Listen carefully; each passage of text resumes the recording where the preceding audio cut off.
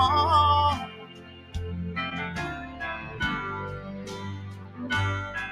Yeah.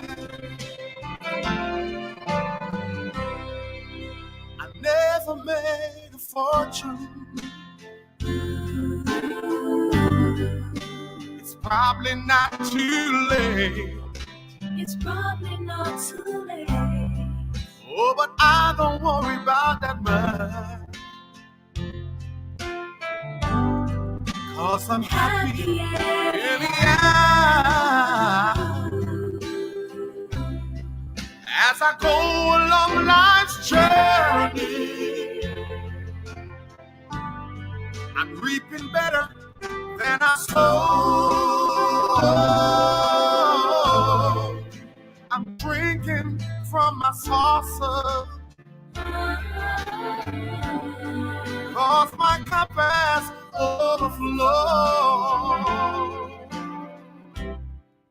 Ain't got a lot of riches. Sometimes the going is rough. But I've got a friend in Jesus, and that makes me rich enough.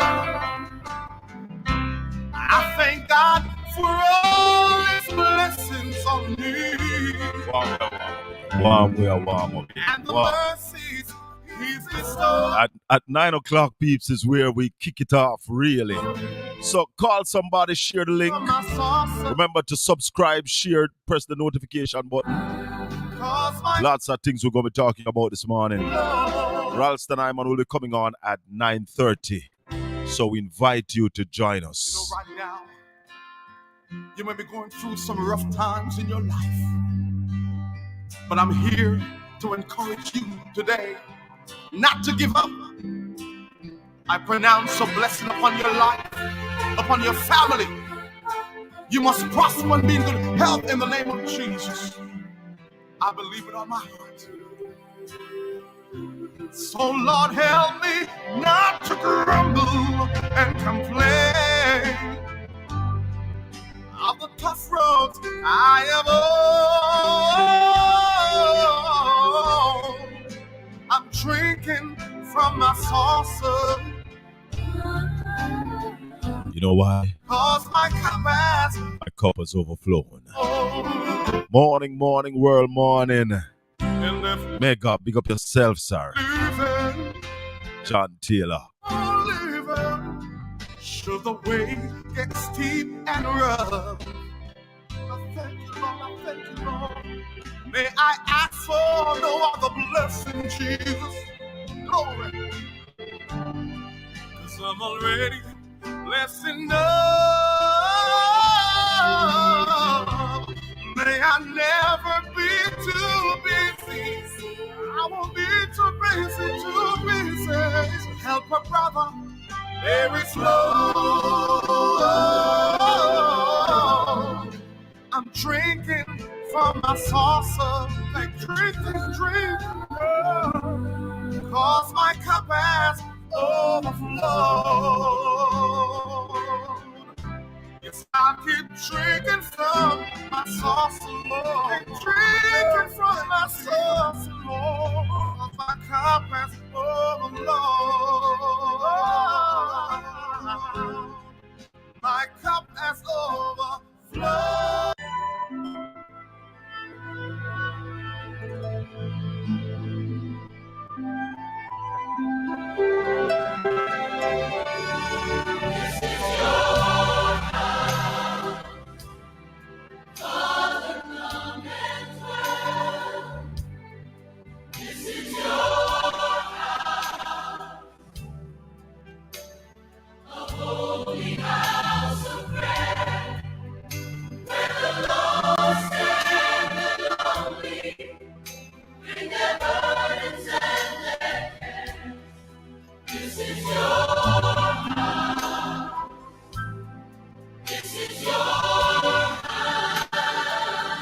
Hallelujah, we play this. This is your house, Lord Jesus Christ. This is indeed your house. We commit it to you totally, Almighty God. In the name of Jesus Christ. This is your house. Every inch of it.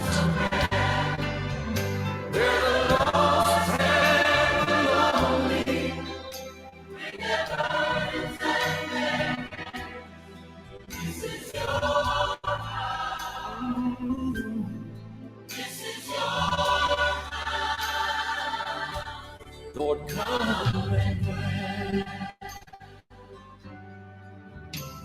We dedicate this temple to you, Lord. Let your glory fill this sanctuary. Mr. Pong, morning. Enthroned on the praises of your people. Lord, we agree in unity. This is your house.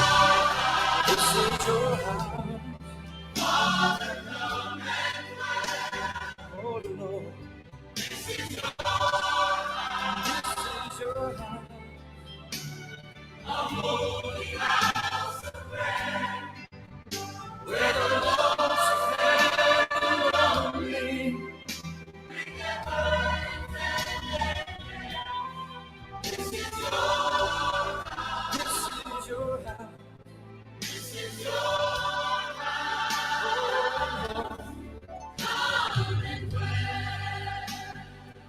12 minutes going up to 9 o'clock Jamaican time. We make that 12 minutes going up to 10 o'clock over there in New York, Miami, Toronto.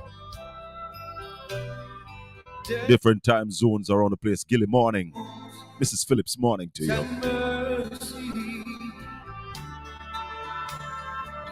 Share the link, share the link. Invite them to subscribe. Let's spread the truth. That's all we discuss here, not just the truth. That's why we can pledge and welcome the Lord Jesus Christ.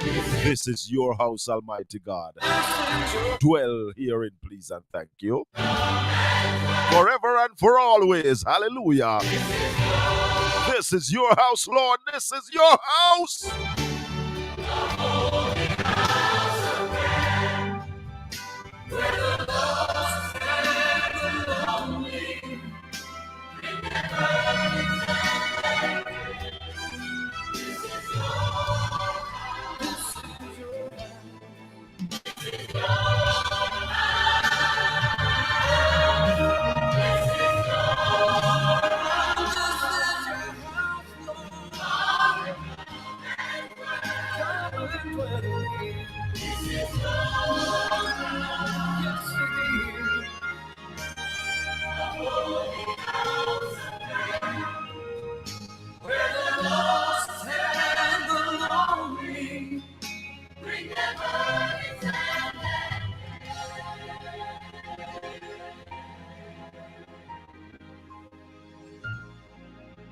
Oh Lord, hear our prayer.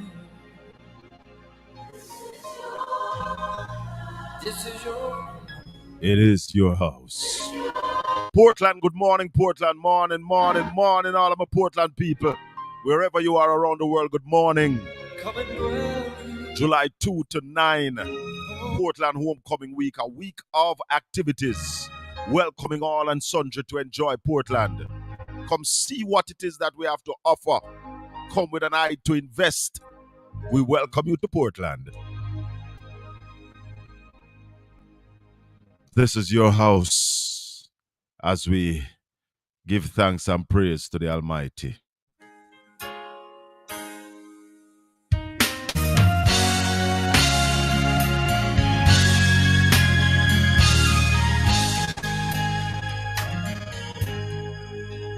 My strength surely failing, as trials come both left and right, and in the sand center I'm now standing, not a trace of hope inside. And if tears were only raindrops, the universe would be flooding down. So I called you. So Lord, I call you today. Please don't pass me by. Hold my hand today. Let's fall. Guide my steps all the way. Please hear my call.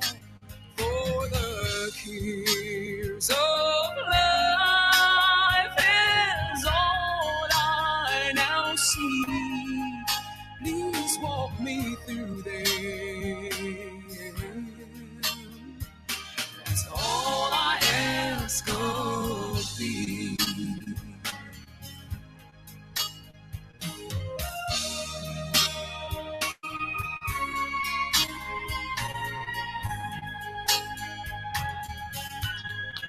The storm of fear now surrounds me.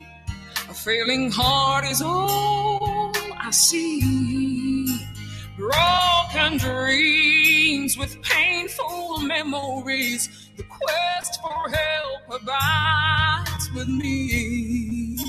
Still I know you're standing near me, but I so need your hand in mine. So Lord, I ask you today, please hear my cry and hold my hand today. Let's not fall. Guide my steps all the way. Please hear my call. For the kings of life is all I now see.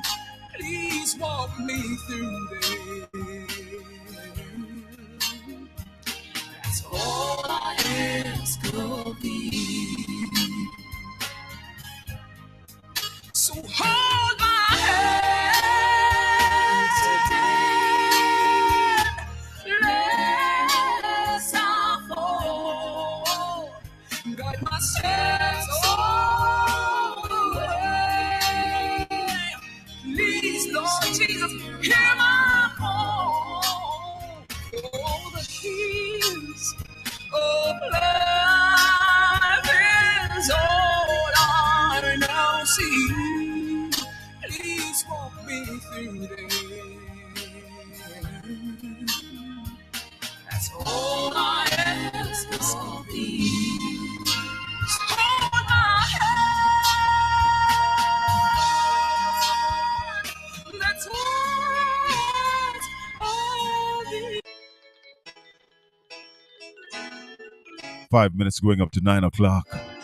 At 9 o'clock, we start the discussion, And remember, if you want to join in on the discussion, 804-7072, or you can call us straight or on WhatsApp.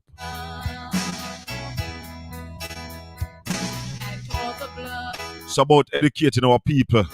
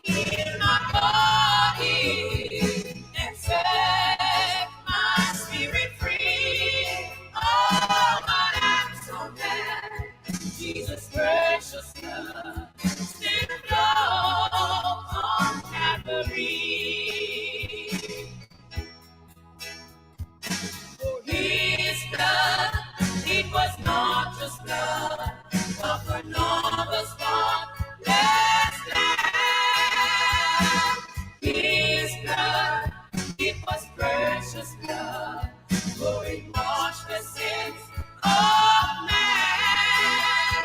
For his blood heal my body and set my spirit free. Oh, but I'm so glad Jesus' precious blood still flows on Calvary.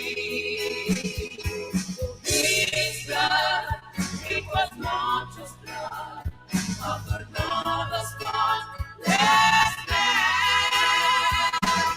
His blood, it was precious blood, for it washed the sins of man.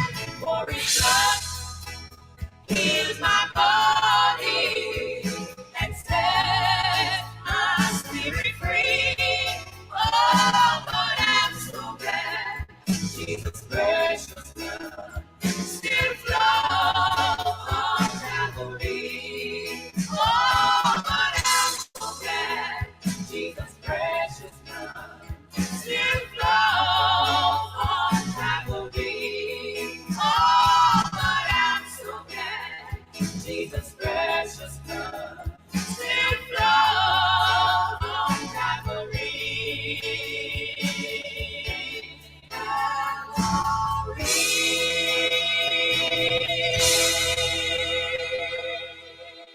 Hey, good morning, good morning, good morning, and welcome, welcome, welcome to Portland Spice TV. Yeah, man. Giving you Portland at its best, inviting you to Portland.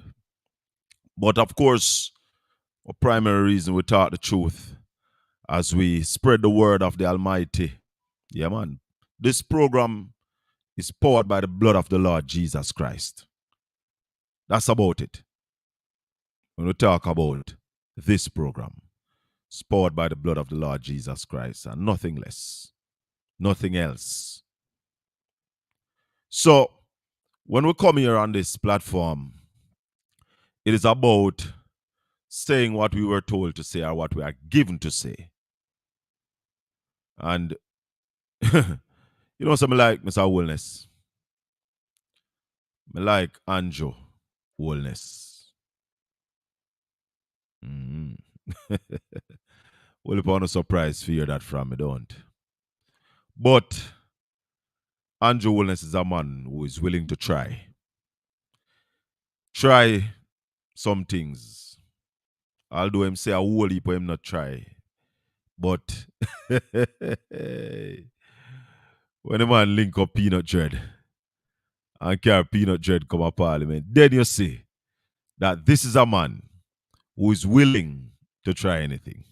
Morning, Prime Minister. Morning, Mr. Wellness. And Mr. Wellness, some of them things that I see, I don't think as a leader I would do them too.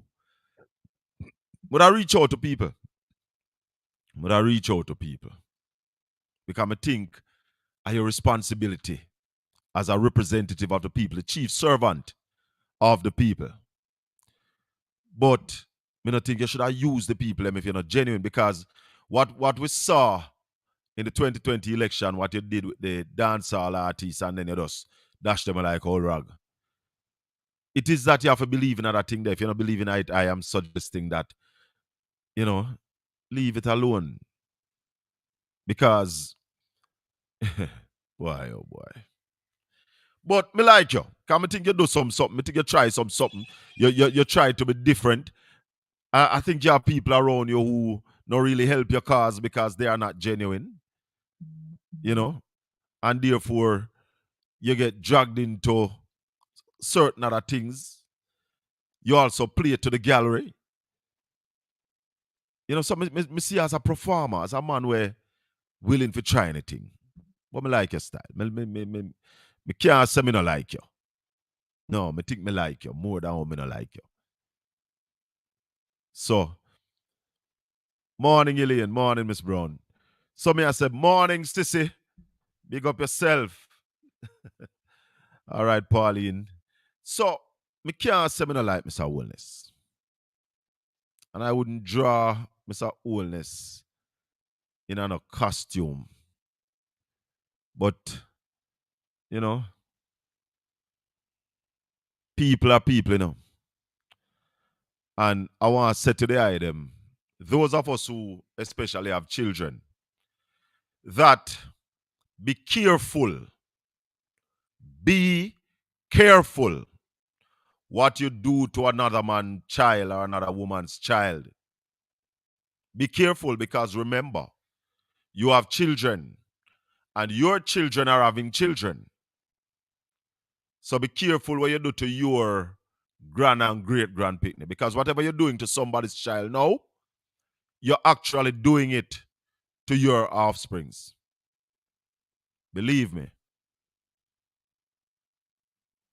Get that word there from the other day, you know. Get the word. I mean, I try put it out. And it's supposed to go out in some spaces. Be careful what you do to another man's child or another woman's child. Because remember, the Bible tell you that the sins of this generation fall on the third and the fourth generation, you know. So that's basically what I tell you, say, and I make it up. It was written. It was written that whatever you do to another man's child, you are doing it to your grand and great grand picnic them. And sometimes the timing different. Because God timing different from our timing. So sometimes when you do it to your children them right here, so.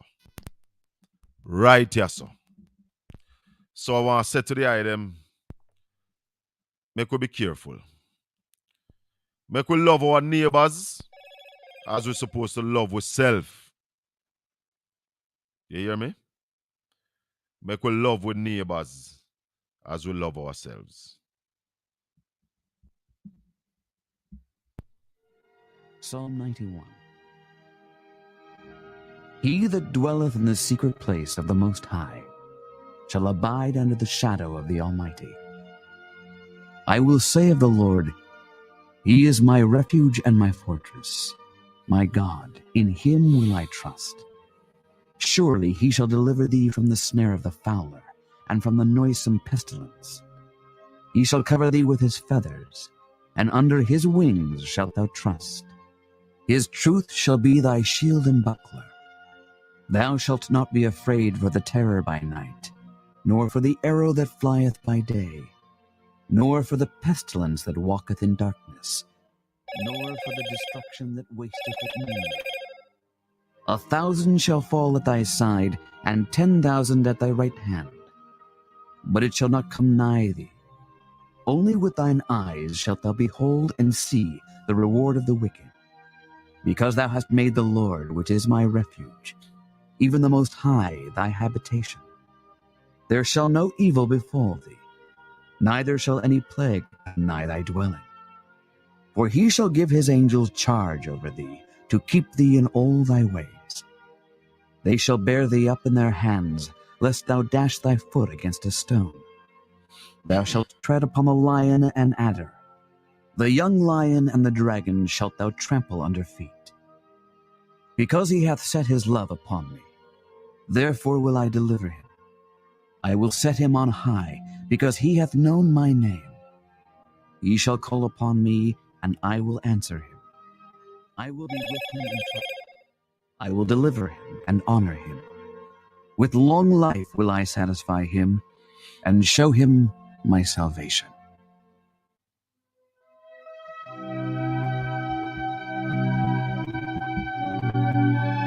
All right. So we give thanks and praise. As me tell you now, the program is powered by the blood of Jesus Christ. And we don't depend upon nothing else. We rest all our hopes on Him. So yeah.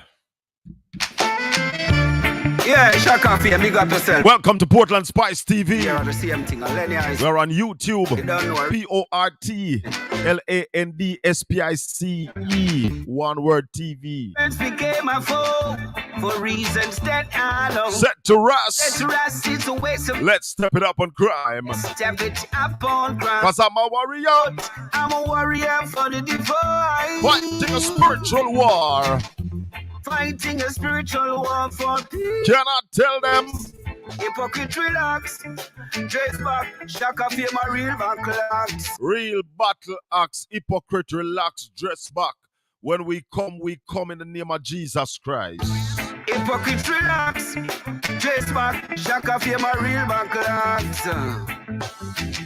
Know that the war is on. Shaka fame is in command. Listen. So warriors arise. No. Now is the appointed time. Go forth. Go forth. Oh, winners of souls. What a blessing with the rain. Sicilian, it is a blessing. So hypocrite relax. Dress back. Shaka fame a real battle. You see, I have to take the time every time I come on these medium to explain where my allegiance lies. My allegiance is to the people of Jamaica. And I want everybody to understand me clearly. My allegiance is to the people of Jamaica, to serve the people of Jamaica, and to protect them, and to give them guidance. Yes, that's my first motto. People of Jamaica, that include my family, so it cover family, friends, the people of Jamaica. Yeah? The land of Jamaica. Now to do that, there is a process. And the process then was set up. Some people don't want to be a part of it. I gladly step into it and say to you that I am a member of the People's National Party. Paid up member. So I join an organization to assist with the well-being of my people. So when me say to you, say I'm a politician, I never say I am not a member of the PNP. Understand me? Politician for me is not a career. It's not an occupation. So I am none of them. It's not a profession. I am involved in politics. I'm not take on the name politician. I will take on the name PNP because I'm a member of an organization called the PNP. So if you call me a PNP, I'm good. Not a problem with that. But I don't welcome being called a politician. If you call me something, I'll go quarrel. Because politics is the tool. And the term for using politics as a tool, like how the term for calling a man who uses a hammer as a tool is a carpenter. The term for a man who uses politics as a tool is a nation builder. So now get me clear. Clear as crystal. So I will say it every time. I'm not a politician. I'm a nation builder. And I'm a member of the People's National Party, an organization set up to build the nation called Jamaica. Set up to defend the people of this island called Jamaica. So I'm a member of that organization, proudly. Understand my argument. Yeah, Shaka fame, big up yourself, can't tame. I don't know, year to year are the same thing. Lenny I said so.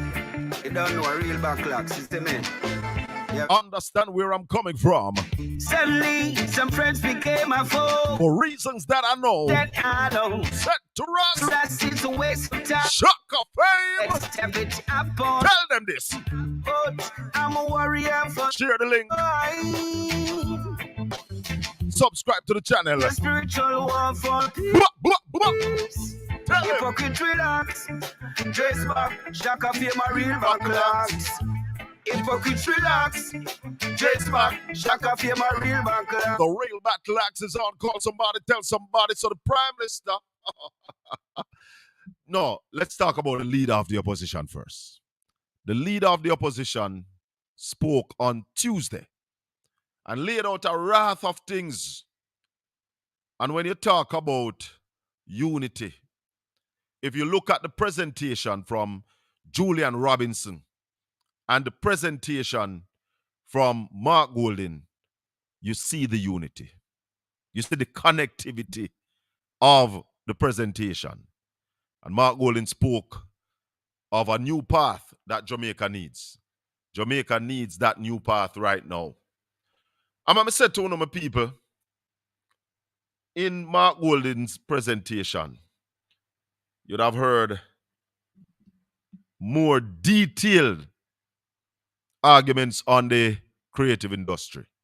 And you know that's where I've been saying to the people of Jamaica, that is where the money is. Years, me I said, years. And them just a catch on. And some people still want to tell me, say, me are no expert at this and me are no expert at that, so me can't talk at it. Let me tell you something. It's when God a guide you and a teach you. And that's why I tell you something, Pastor Gino Jennings, big up yourself. That's why I listen to Pastor Gino Jennings. And I follow him teachings. Because when you're inspired by God, it's a different level of leadership you're providing. Because your leadership is being guided by the supreme power of all powers. And when your leadership is guided, you see things before them up. You are told things. You're guided in a particular way. And then you have people who are smart and people who are clever. Morning, Pastor, big up yourself. Knowledge is power, my brother. Knowledge. And that's why we pray for wisdom, knowledge, and understanding. That's why we ask for vision, because if you don't have them there, you know. And that's why you heard Edward Siaga back in the day said some of the members can't understand complex things. Because everybody want to lead, you know. Everybody want to lead. But the truth is, not all of us were born to lead. Some of us are leaders. Some of us are followers. But as mankind, with our imperfections, sometimes we don't know our place and we get to a level and believe, say, well, yeah. And then sometimes because we have few shilling and we can't influence a decision, we do that. But leaders are born. Leaders are born, not made. Leaders are born and developed. People born with talent. Let me tell you that. You have some people who think otherwise. Morning, President. Morning. Yeah, man. Leaders are born and developed. You have people who are who mentor leaders, but themselves are not leaders. They get a different gift. Everybody get a different gift. Everybody get a talent. Nobody no born empty. Believe me. But then too many of us, or too much of us, don't find our purpose in life. And then there are those that are set up to fight you when you have your purpose. There can't be no great leader without vision, Shaka. Not possible.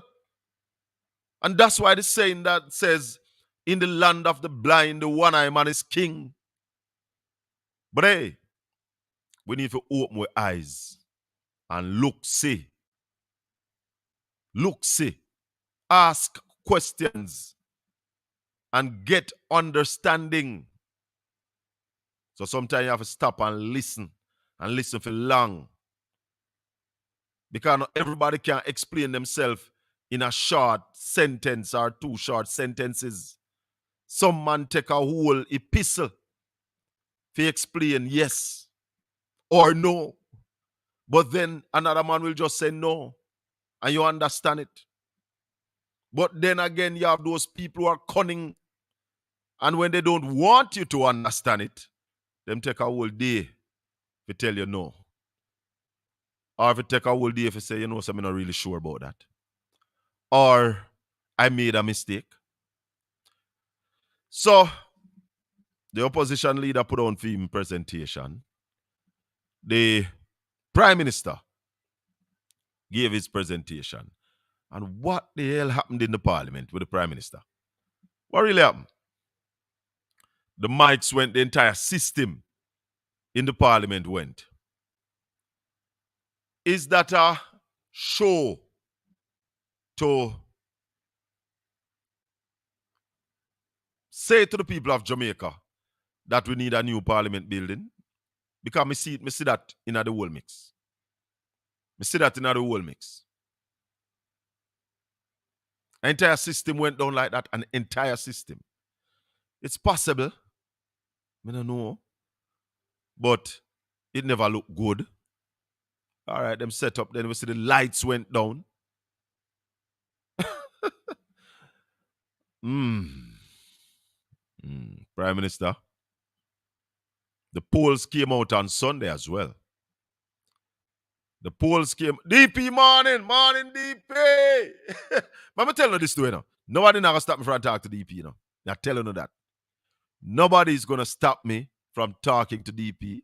And anytime DP want to come on my program, I'm welcome. Welcome. He will mature one day. Don't worry about it. He will grow up. I think him have good intention. I think DP was a cadet. So, country first over everything, my brother. So, yeah, the Prime Minister said out a bunch of goodies, and I must talk about the increase in the minimum wage. Increase that minimum wage earners been asking for, been hoping for a long time. So it's very good for the minimum wage earners. $13,000 a week. Security guards gone up to 14 little bit. At 13 a week, my concern, morning, Sir Stamp. My concern is about a teacher that have a babysitter, a fireman that have a babysitter, police, civil servants in general, at $13,000 for 5 days. And you're saying, all right, it's a 40-hour work week. Wow, let me look at this. But also I make sure. 13 times 4. 4 3s 12. And 4 1s 4. Is that 54? Also? That look like 54,000? 52,000. 52,000. So let me ask this now. And somebody tell me, please. Can a teacher, a police, a nurse, fireman, soldier, me just ask, who can afford 52? Which one of them? I'm not talking about people who run them business. Because people who run them business can try and increase your profit margin to pay.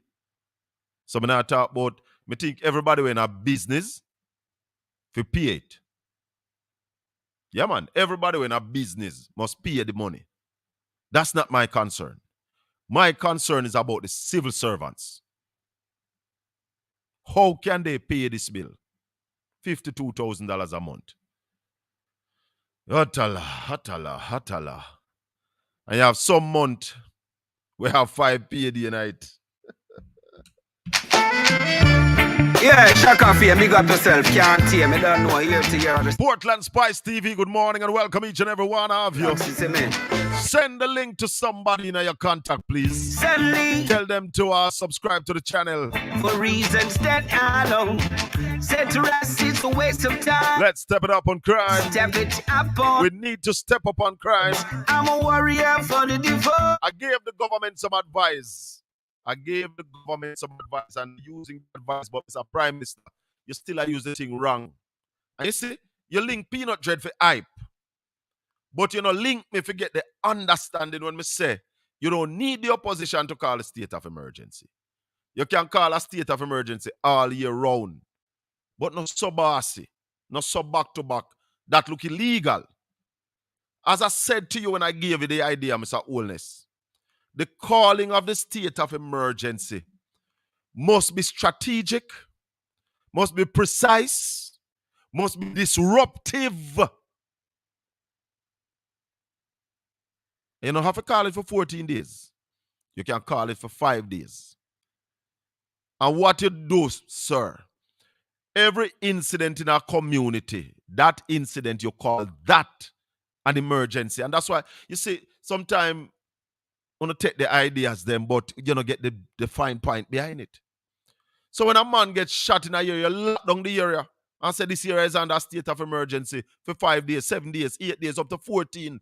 But you must go in and search everywhere because you must use that as the reason to search a community for guns. Guns and ammunition, you must go search for them. And you know, understand. So me I give you a little more of the detail. Because in another space, I used to tell them that the state of emergency must be used anytime it need. So when you do a mobile search now, you hear say something happen in Portland, you lock it down tight like sardine tin. You must make citizens not accommodate criminals. Because right now the criminals them have it over the citizens. The citizens them afraid of them. The citizens them must know that if crime happening in them community, the government is going to lock down the community and they must talk. Sure man. You're going to link peanut dread for foolishness and I destroy your reputation. You associate with peanut dread. A man who has a whole woman and techie because we woman have a for him. God give the woman for it keep for him. And anytime wanting things, she must give him or else cut off him. What? Crap. Prime Minister? Prime Minister. Nah, man. I sat the man and get up, man. You hear me, I say, man. Careful, brother. Careful. Yeah, Shaka Fame, big up yourself, can't tame. You don't know here to hear the same thing. And Lenny I says so. You don't know real backlocks, you see me? Yeah. Suddenly, some friends became a foe for reasons that I know. At 9:30, we're going to link up with Ralston and talk about the figures. That's why I'm not going to go too detailed in the budget. Because we want you to understand the figures. You heard some solutions from the opposition start sounding like government. Morning, Mr. Mark Golden. Relax. You sound prime ministerial, sir. My real backlocks. Hypocrites, relax. I should say you sounded My real prime ministerial. Know that the war is on. Shaka Fame is in command. They're going tired to see your face because you're going to be the next prime minister of Jamaica, told Simon Kraskill at the calling of the next election. Mr. Mark Jefferson Golden will be prime minister. Yeah, I tell you no. Because, you see, as I hear Julian Robinson say, whatever is a low-tech, low-income economy, we need to turn that around. And the creative industry, the orange economy, is going to be the driver. We tell the government, but you have to understand it again. Because, see them put $1 billion in the creative industry, but it is channeled in the wrong way. Nigel, call me. Link me. Because I'm now with all the vision from the item, you know. But as me keep saying from the other day, and my brother, you know, I sent him, you know, mystical. I'm always a say, boy, Shaka, you have a whole heap of ideas, you know, I have some ideas too, but me nah do like you. Me nah cast my pearls before the swine because they will trample upon it. Well, tell you what, me have to make them know so we have some things. So we give them enough, and yeah, them trampling on it for true. But you still have to give them that if them have the right guidance, they would call you in. They will call you in and say, yeah, you're running off your mouth and you're saying this and you're saying that. Tell me how it is done. Because as a patriotic Jamaican, it would be my responsibility to be honest and forthright with the minister. Because if you're giving service to your country, it no matter who in a power, you have to serve. And I am ready to serve. So I'm not like the man who tell me, say, me not give an idea to labor right. No, this is a labor right man, you know. Vex when me I tell the government what to do. Vex all the while when me I tell the government what to do. So I say, me not give an idea to the government. Wait till my government come in power. I am saying to you, my love for Jamaica wouldn't allow me to do that. Things need to fix right now. And once I can assist in getting it fixed right now is when I want to fix it. And then you'll tell me, say, if you fix it now, then how PNP will come back in power. Let me tell you something. Good will prevail over evil all the time. Every single time. Good will prevail over evil all the time. It might look like it take long. It might be long in your timing. But hey, I'm telling you, good will conquer all the time. Yeah, Shaka Fame, big up yourself, can't tame. You don't know year to year are the same thing. And Lenny I said so. You don't know a real backlocks, you see me? Yeah, we know. Suddenly, some friends became a foe for reasons that I know. Said to us, it's a waste of time. Let's step it up on grind. But I'm a warrior for the divine. Fighting a spiritual war for peace. Hypocrite relax.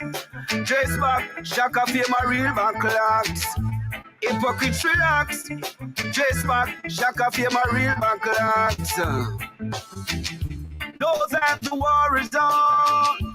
Shaka Fame is in command. So warriors arise. Now is the appointed time. Go forth, oh winners of souls. Enough steps of victory, I'm sure. So hypocrite relax. Dress back, Shaka Fame my real backlocks. Hypocrite relax.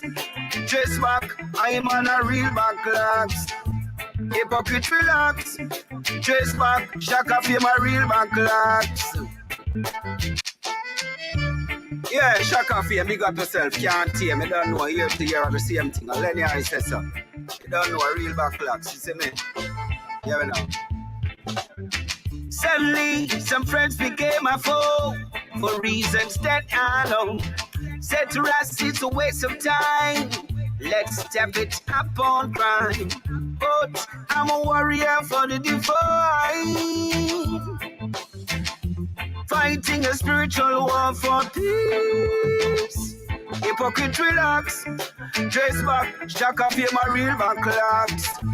Hypocrite relax. Dress back, Shaka Fame my real backlocks. Know that the war is on. Shaka Fame is in command. So warriors arise. Now is the appointed time. Go forth, oh winners of souls. Enough steps of victory, I'm sure. So hypocrite relax. Dress back, Shaka Fame my real backlocks.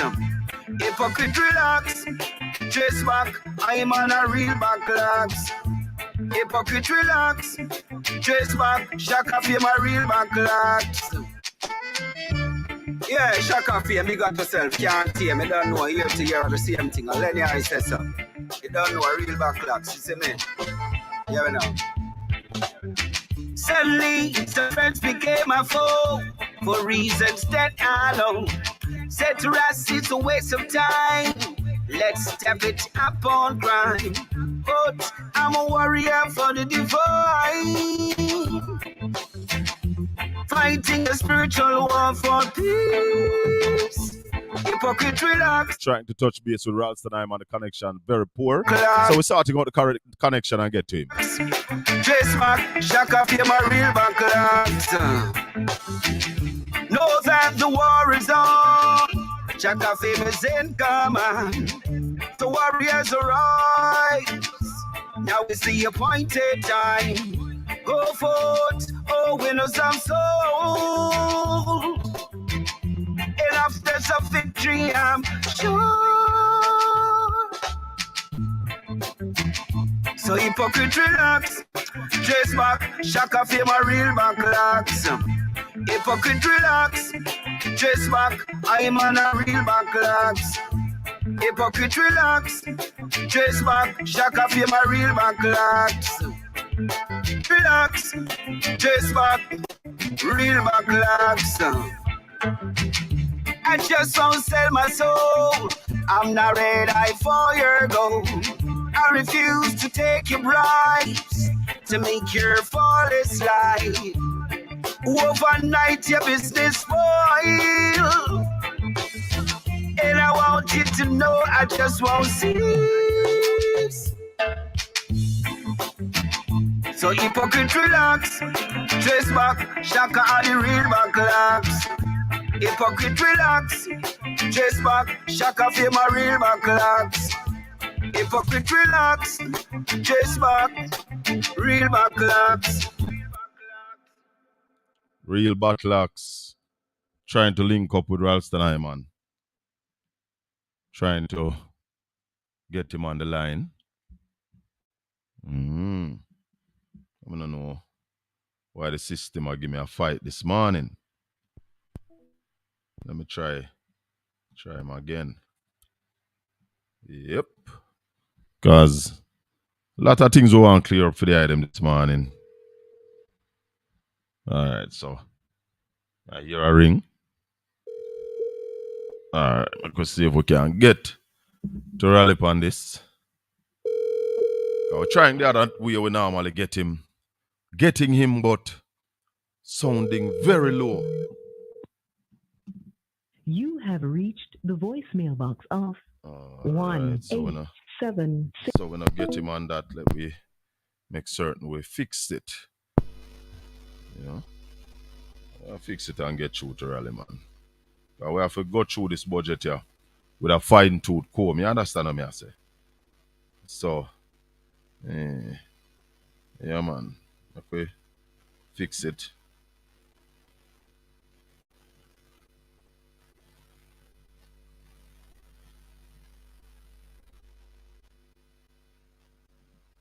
All right, I could do this and then we'll try that again.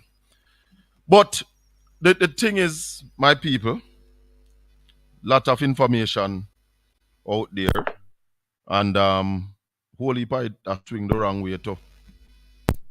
Whole heap of it a swing the wrong way as it relates to talk about no new taxes, which it really, in fact, there is no new way of collecting the taxes. So the Minister of Finance is correct that there is no new taxes. Mark Colin is also correct that the government is collecting a lot more taxes from the people of Jamaica than they normally collect. You understand what I say? So, them not increase taxes either. Them not increase it. But what happens is that things are way higher than what the government had promised us as it relates to inflation, as it relates to balancing of how the value of your money. And that's how they talk about the debt to GDP. The value of your money. What can your money buy? So when the government project to collect 15% from $100, which is $15, every time you buy something and you pay a GCT, when you used to buy the tin of mackerel for $100, and now the tin of mackerel is $200, the government is getting twice what he planned to get from it. And that happens because of how the government has structured and is running the economy. That's why that happened. So, yeah, there is no new taxes, and that's why the leader of the opposition says that rings hollow in the house. Because with all of that, you're still squeezing the people. Squeezing the people at a level where they can't manage it. This looks like Ralston. May I hear you? Yeah, Wagwan. You're not so clear though, you're still a bit low. So I don't know if you're using a headpiece. Straight to the phone. It's we're hearing you, you know. But the quality not good. Quality not good at all, really. Quality not good. Let me call you back in a few minutes. Because even when I call Raleigh straight from my phone, I'm not getting him loud. So I don't know what's going on, but not good at all. You hearing me loud and clear? But we barely hear you, and we have all our systems buck on your line. Let me touch you back in a little. Let me call you back in a bit. See if we can fix something else and call you back. Because the quality not good. So we're not going really downgrade the quality. We have to get good quality so that you can hear properly what Ralston Iman is saying when we have him on. So give me a few minutes when we try to sort out another link. Shaka fame, like the street and the lane. I want some boy. What about the play game? You said the whole of Portland, the world, God alone, not you alone. You don't know. Hey, yeah, Shaka fame I play. Shaka fame comfy, lock down the city without no pity. Sound like a dead like that. No leaky. Them can't trick me. Shaka fame I run for religion. Never this girl. Shaka fame I play with the rich and the poor.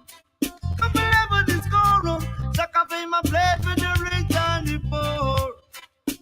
Never this girl. Shaka fame I play with the rich and the poor. Never this girl. Shaka fame I play with the rich and the poor. Hey, them say he gone up. From cash plus mash up, he gone up. No sound boy get broke, he gone up. You them in the get the side up, he gone up. Gone up, Shaka fame. Yo, he gone up. Flour and price gone up, he gone up. The plate price gone up, he gone up. Can't pay for water, pay now, light it gone up. Oh Lord, Shaka fame comfy. Lock down the city. We don't know pity. Sound like a dead like that. No leaky. Still trying to work out the link with Ralston Iman. So we were talking about how they set the economy and the money we can't do what it used to do. And the fact that the government is collecting so much more tax. In fact, let's go to gas. Last year in the budget was cast at $65.50 a barrel for gas, for oil. But at the time when the budget was being tabled in the parliament, oil was already selling for almost $100 a barrel. So that was extra money that the government could have eased off the pressure on Jamaican people, where the leader of the opposition said, cap the ad valorem tax. So make everything over $65.50 free. The government could not do it because the government planned to take that in a taxes from the people because there was no new taxes. So they had to increase that tax per year. So that tax went up by about, it was what, 7%? That went up maybe to about 11% the government collect off a barrel of oil in taxes. More money than what they did plan. So that's what Mark Golden is trying to say. That the sound of no new tax ring hollow. Because even though there is no new taxes, the government is increasing, not just by chance, but deliberately doing stuff to increase the intake of the whole thing. I tell you. Link me no brethren. Link me. One of the questions I have is what strategic message does the PNP have going forward for the upcoming election? Well, or maybe that's not something you want we discuss on here. But if you want we discuss it on here, call me. So many schools need work. So many schools need work. I will need to work on the schools. I don't know. Until you guys start thinking politics with intellect, focus on all right. All of that in the mix, my brother. But I prefer you call me and make we have a discussion on it. 804-7072. Let me try see if Let me see if we can get Ralston that way. Yeah. Let me see if we can work it out this way. Let's see if we can work it out. See if we can get him on a WhatsApp call. Come. Raleigh. Yeah, man. Hold on now. This might sound a little bit in a Raleigh. Hold on there for me. Hold on there for me. I could try this. I could try this. I could try and see if we can work out this. I could see if we can work it out. Raleigh? Hello? Hold on there. Raleigh, I think we'll find the method. Make a call you on the other line, yeah? I think we'll find out a method how to do this. Hello? Hold on the genius. Hold on there. We might be onto something. Yeah, Raleigh. Talk to me. How you doing, man?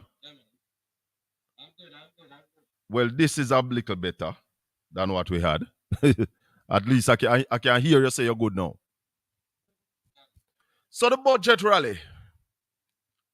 First, the opposition leader. Were his figures correct? If you did a fact check on what the opposition leader laid down in this budget presentation.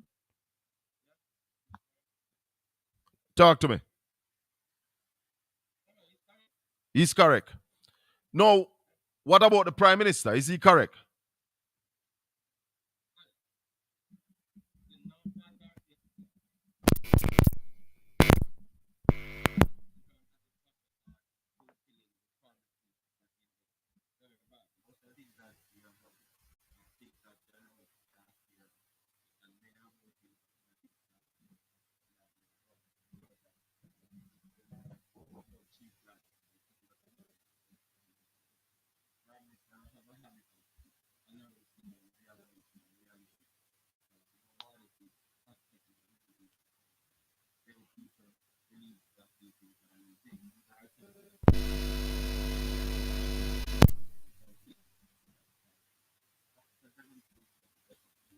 Well, Raleigh, I don't think this working out. No, it's not working out. Let me try again, because it's not working out. It's very low, and I'm sure my listeners not really hearing clearly, can't understand. So let me do something again and try again.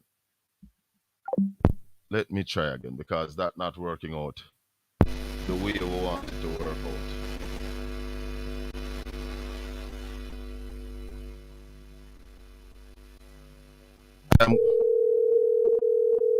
If we get him on this level here, then we'll be good.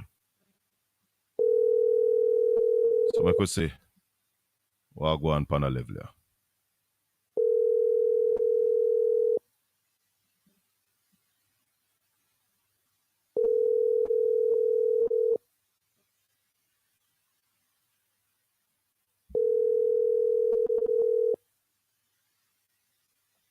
The pause now, let we go this morning. But we are persistent.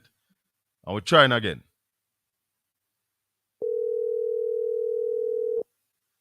We're trying again. See if we can get him. Now it's ringing lively than it had ever rang before. So, if we can get him on this time.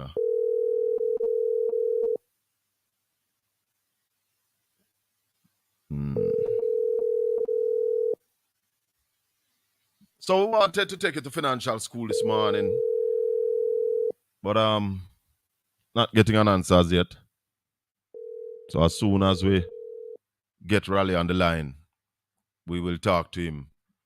So he was giving us some of the figures. We were about to get into the figures of what really happening. Like we hang up and we're going to try again in a minute. So we're going to try again. Hey. All right, so. Mm.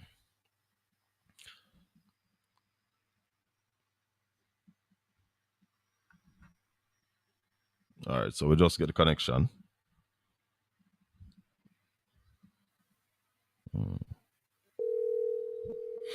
Shaka fame, like the street and the lane. I want some boy. What about the play game? Yeah, Raleigh. This is better.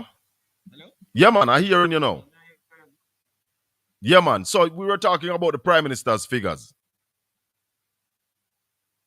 Yeah, well, as I said before, most of the figures were right. What he's doing is announcing the things that he announced before. The thing is just like a way that he's trying to improve his slightly popularity. It was more political. And I think that it's become the people of the vote. He's responding to the polls. No. Okay. Yeah, man. All right. So there is an argument about no new taxes and who say what wrong. Allo. My understanding of the opposition leader is that he's saying even though you haven't implemented any new taxes, you have implemented measures to collect more taxes from the people. Is that correct? Is that a correct assumption?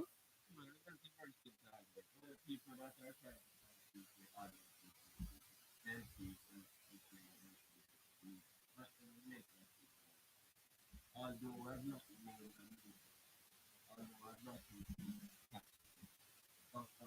collecting more taxes and expenses forward and more than previous years at the finance minister, right? That's a simple argument.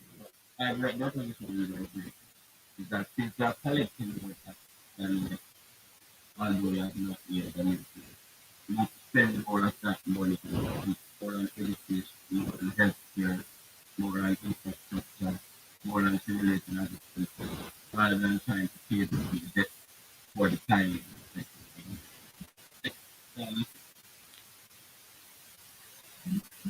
Raleigh, we're gonna talk again. Because this just not working. I don't know what happened. This just not working out at all. So we link again. I'll sort out some other things and then we'll see if we can link again on another morning. Right. Thank my brother for the time. Enough respect. Technology not giving us a chance this morning, my people.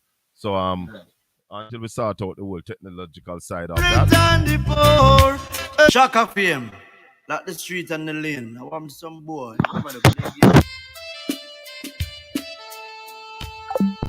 You said the whole of Portland, the world, God alone, nature alone. You don't know. Hey, yeah, Shaka fame a play. Shaka fame comfy, lock down the city without no pity. Sound like a dead like that. No leaky. Them can't trick me. Shaka fame a run for it yard. Never discover. Shaka fame a play with the rich and the poor. Don't never discover. Shaka fame a play with the rich and the poor. Never discover. So the phone same now let me talk to Raleigh this morning. And I remember the last time we spoke to Ralston, we were having similar issues talking to Ralston. But if you're out there and you want to share another conversation, 804-7072, you can call me straight, or you can call me on WhatsApp, 804-7072, or you can put a message in the group, in the chat room, and you will see your message and everything. Now, my people, round here, around Portland here. So, the gates of the Blue Lagoon are still closed. Blue Lagoon not open yet. Yeah, we see some work happening on the road. Some of the promised work. They are they are connecting residents to the new pipes. They're connecting residents to the new pipes. So we are expecting that as of maybe next week, we will start seeing the laying down of the sub base in Boston. We're going to be talking to Conrad O'Brien this morning too. Mystical supposed to link we up this morning. Yeah, man. So if you want to share in, 804-7072. Remember, 1-876 Call me straight, call me by WhatsApp and talk to me about anything you want to talk about. And if you're sitting on the outside and you have some ideas to share with whoever, get involved, man, and share the ideas. I mean, we want all hands on deck. You're asking some pertinent questions. Come in and make we work out the solutions because we can work together, you know. It's for the betterment of the people. And we say to some people that left your personal issues, man. Drop your personal issues. Let's deal with the general issues.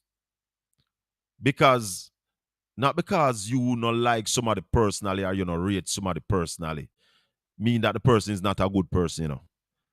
And not because you don't rate the person personally or they don't have a personal differences, don't mean that the person is not good for the job. So we have to left with individualistic self sometime. Sometimes we're too selfish. Sometimes it is just all about us. Yeah? All about me and me up in my feelings. But as I said earlier this morning, be careful what you do to another man's children. Yeah, man. Be careful because karma is karma a lady or a man. I think karma is a woman. Because when a woman bitter than bitter, I think karma is a woman. I believe that karma is a woman. Remember me tell you. Them always say she's a what? Alright, the people can represent for Shaka FM. You don't know when you come about, you know. Herbalist. Sing. How can you be importing marijuana into Jamaica? Yeah. Peace in the camp. And then here come the thing called. So hold on now. We put out the Navy Island vision. Put it on paper. And we send bits of it out to the world, you know. Yeah. Out to the world. Inviting people to look at the vision. World Reggae Park in Port Antonio. So, what me I gonna do, you know, every week me I gonna tell you a vision that I have planned for East Portland. Because a whole heap of things we have planned. And we're not afraid nobody thief it. Because them can't thief it. Because the vision are for them too. Anybody will take up the vision and do it. It is because of the will of the Almighty. So this vision is not for me. It's for East Portland benefit from. And it don't necessarily mean it's an East Portland that who is going to benefit the most.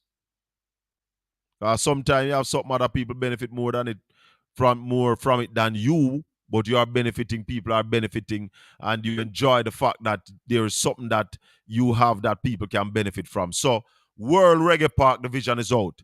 And what I have had to it is over the last year or so, there's a big talk about a reggae museum. And you know, if you just throw a reggae museum in any old place, that comes in perfectly with the reggae park. So that museum, that reggae museum, must now be on Navy Island. So we had that to the mix. 5-star hotel over Navy Island, 300 rooms, 2,000 capacity venue, outdoor, retrofit with everything, bathroom and everything on the island. Because 70 acres of land over there now. So the venue can be different from what the hotel structure there. But the whole over there would have been the hotel property or the World Reggae Park. Not the hotel property, the reggae park. You understand? So there would be food place over there, you know, that not necessarily run by the hotel. You understand what I say? Legalize marijuana on the island. You put a statue of all reggae icon. Those statues now will be placed around the island, different areas. Them now go chuck upside of one another. Must spread out. So you have to go look for your statue and find it where you want to find. You know that they are there. You understand? And you digitize these statues. So you're building an attraction in an attraction because the island by itself is an attraction. So when you develop that attraction now, woo! Yeah! Yes. People will be flying into. That is when now Ian Fleming Airport might have little relevance. Or if we want to do something now to the Ken Jones Airdrome. But I say to you that with the Southern Coastal Highway, and that's why the road from Harborview to Port Antonio, that new road for me, was so critical because that would be an hour from the Norman Manley International Airport into the World Reggae Park. So it's a whole mix. I said to the people of Portland, make we do this. Let's do this together. When you develop that attraction, you're going to be employing over 1,000 people over there, full time. Yeah? Sexy and nice. A proper Bob Marley statue. With the whole history of Bob Marley coming out of the statue. Load it up. Port Antonio. Make us stop gaze around. Make us stop look on the messenger. Look at the message. And what is in this message for us? What is in this vision for the people of Portland? Look at that. Don't be afraid that it come from one amongst you. You must embrace that. Be happy about that. That this is coming from somebody within. Right here, sir. So, you know, our years we are look upon it every day, we are see it. We are tweak it real long time, we are tweak it. Let me tell you something though. You see that World Reggae Park vision there? It's not solely me alone come up with it. Professor Gizmo, Martin Windham, that Canada right now from Shrewsbury. It was in a discussion with him and myself. The whole of that come up. So him is an integral part of this idea of building the World Reggae Park on Navy Island.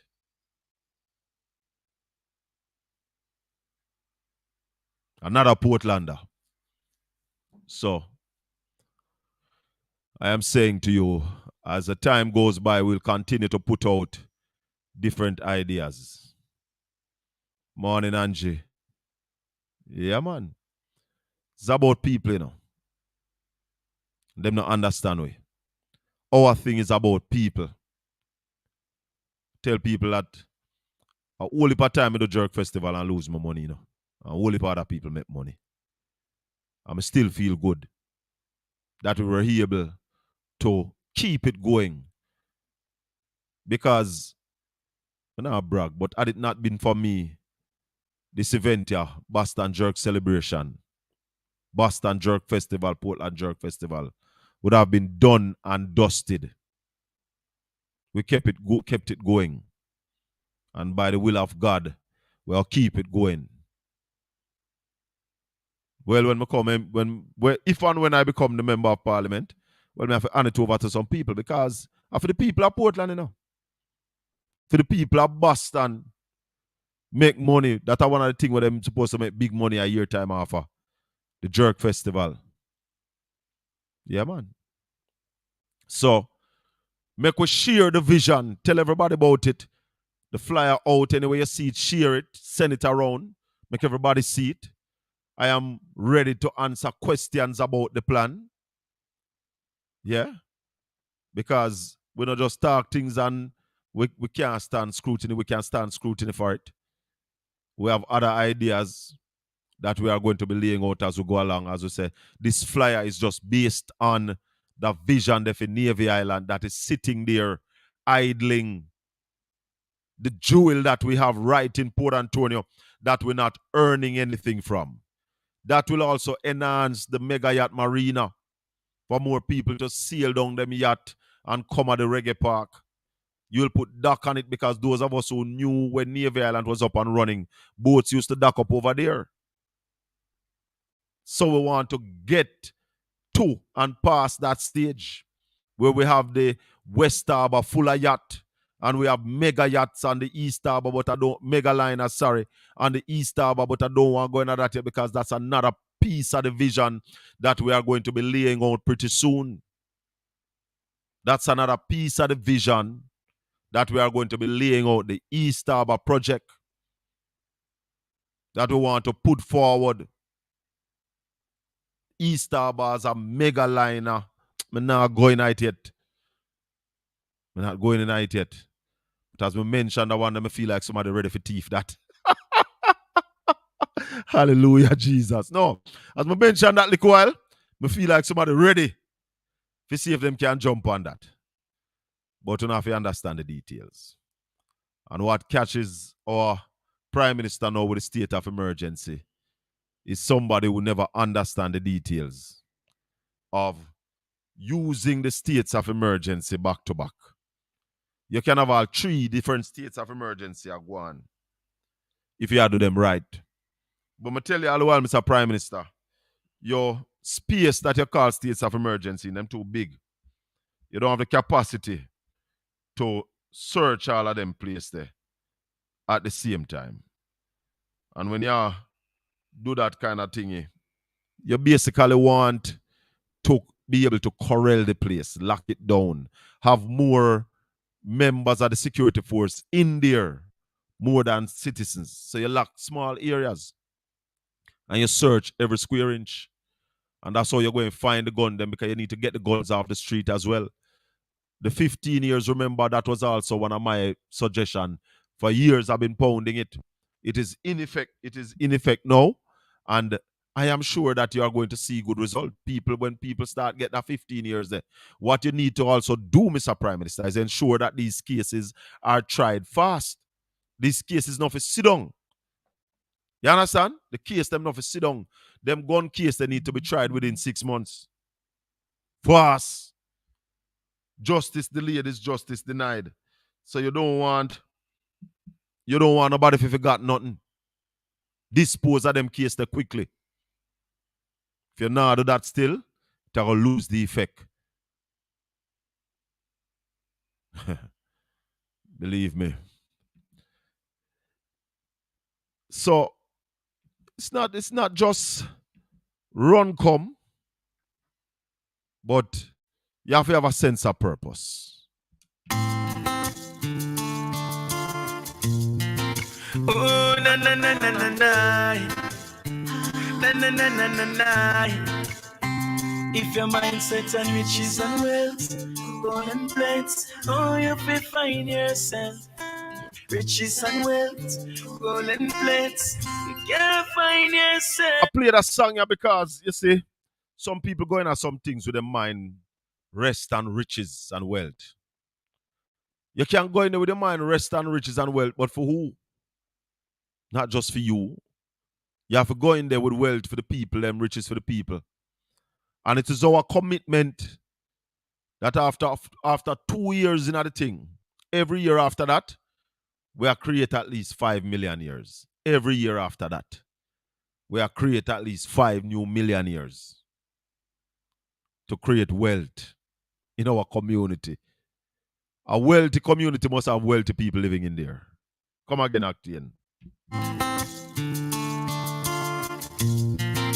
Oh, na na na na na na. Na na na na na na. If your mindset on riches and wealth, gold and plates, oh, you will find yourself. Riches and wealth, gold and plates, you can't find yourself, yeah. I'm alone with myself in peace, yeah. Tranquility of birds and sheets, reminiscing on the heartless streets. Surprised how I'm standing on my 2 feet, looking at the mistakes that I've made. Things I thought were amazing, was blind to the realness around me, but now I'm on my journey. Million miles to myself, million miles to myself. Far from the bloody city, bloody sound, the place to call my own. Million miles to myself, million miles to myself. Far from the bloody city, Share the channel. Tell them to subscribe. Portland Spice TV.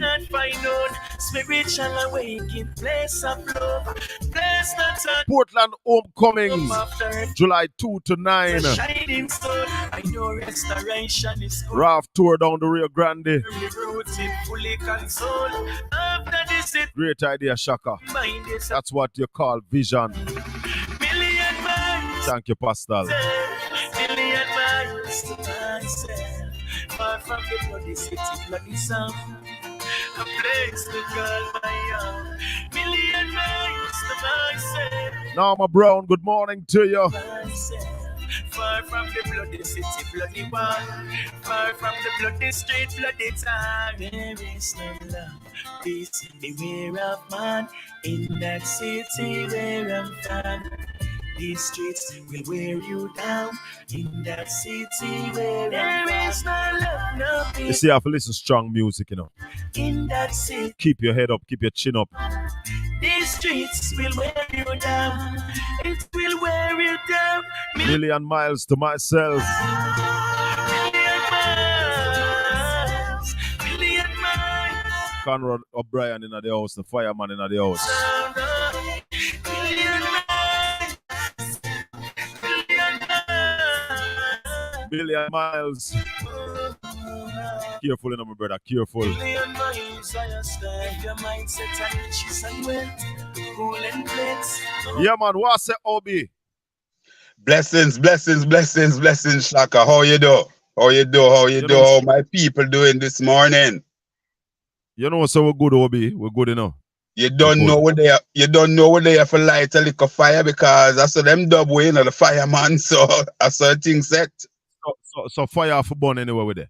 You see it. You see it. And the what by itself ignites the fire. Indeed. It's a good look, Colin. It's a good look. Sorry, go ahead. No, I was just saying to you that it's a good look. We have been basically parching for the last few months or so, you know, a protracted dry spell. And indeed, Jamaica is basically celebrating this morning. You know, we have had a few days of rainfalls. I gather we are seeing a wet Portland this morning.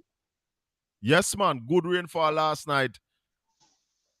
Fell for maybe about an hour and a half where I was. Just laying down. You know, so we're happy for the rain. And I'm sure you were enjoying the pitter patter. I don't hear the pitter patter that's so nice now because the roof is concrete. Oh, it's not. All right, cool. So if you notice, Colin, I'm joining you from my vehicle, you know, so I'm on the move, yes? You were saying that. So we won't be long this morning. We just want your views on the presentation of the two leaders, the two party leaders presenting in the parliament. What are your views on Mr. Golden first, as he presented first? What are your views on his presentation? All right, okay, good. Well, Colin, you know, I closed my program on Tuesday saying that I was rushing home to listen to the leader of the opposition because indeed he was going in the parliament on Tuesday afternoon, round about 2 o'clock, with definitely the wind beneath his wings, because on the heel of such great numbers coming out for the People's National Party in the reputable Dan Anderson poll, indeed, that would definitely give the PNP leader a oomph, a bounce, and you could see that, you know, the pep was definitely in his steps, and indeed he delivered. He was wide-ranging. He struck the right note, especially in that first hour or half an hour, 45 minutes. You know, his energy was indeed right up there, and he brought a plethora of suggestion to the table. He wasn't in any quarrelsome mood. He basically was doing his thing.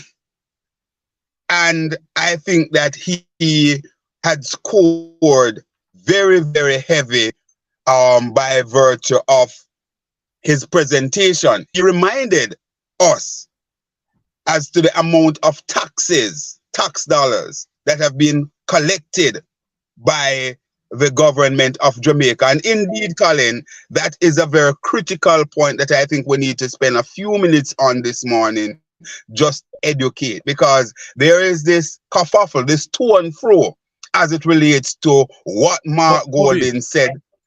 Yes. Let's finish the assessment on the leader of the opposition, then we'll do the prime minister, then we'll come back to that.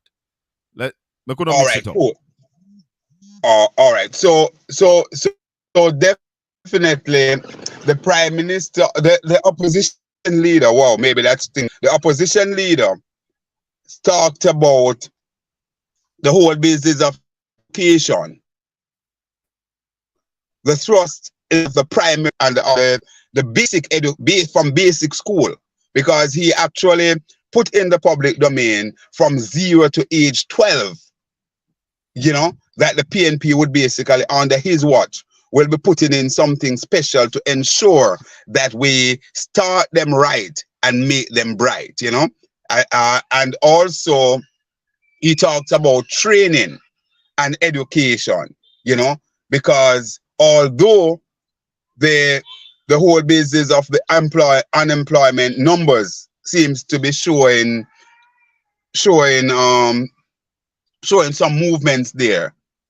But what we're seeing there, and he basically outlined it, we're seeing a lot of Jamaicans outside of the workforce, and he mentioned that we need to get that training going. He also continued 800,000. Indeed. He also repeat, as he did last year in his presentation. Hold on a sec for me. Hello? Yeah. Ralston. Yes, man, much better. Okay, Mr. Hyman is on. Obi, I should have had on Ralston from about 9:30. We were having some serious difficulty getting on Ralston, so he called us back now, sounding much better. Ralston, how you doing? Yeah, man, I'm good. How are you? Well, we're good and we are here, you know. Yeah, man. Yeah, man. So we were talking about the figures, and you said you were giving us your update on the Prime Minister's figures when we couldn't hear you. Yeah, we reached the argument about new taxes in relation to extra taxes. And I'm saying to you that it is only the JLP and the henchmen and henchwomen that are trying to confuse the people.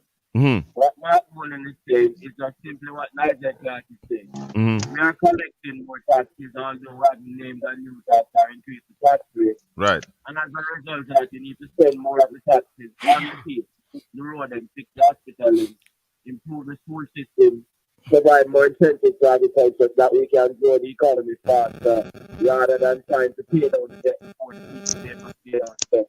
Yes. Starving the people in the country. Yes. That's yes. simply what we say. Simple. All right. So Obi was just giving us, well, look like him out of something. But Raleigh. No, man, I'm hearing you. I'm hearing you. I was just setting up my headset here. Mm-hmm. You were saying? Yeah, man. So tell me, Raleigh, we were talking about this back and forth, and Obi wanted to get into it a while ago. So like, oh, you're here, let's do that, and then we do the assessment of the Prime Minister Obi. This thing about no new taxes, as I said earlier, my understanding is that the government is doing things to generate more from present tax measures. So not that they're not doing more to get more. So when the leader of the opposition says the sound of no new taxes ring hollow because you're doing other things to squeeze the blood of the Jamaican people. Raleigh.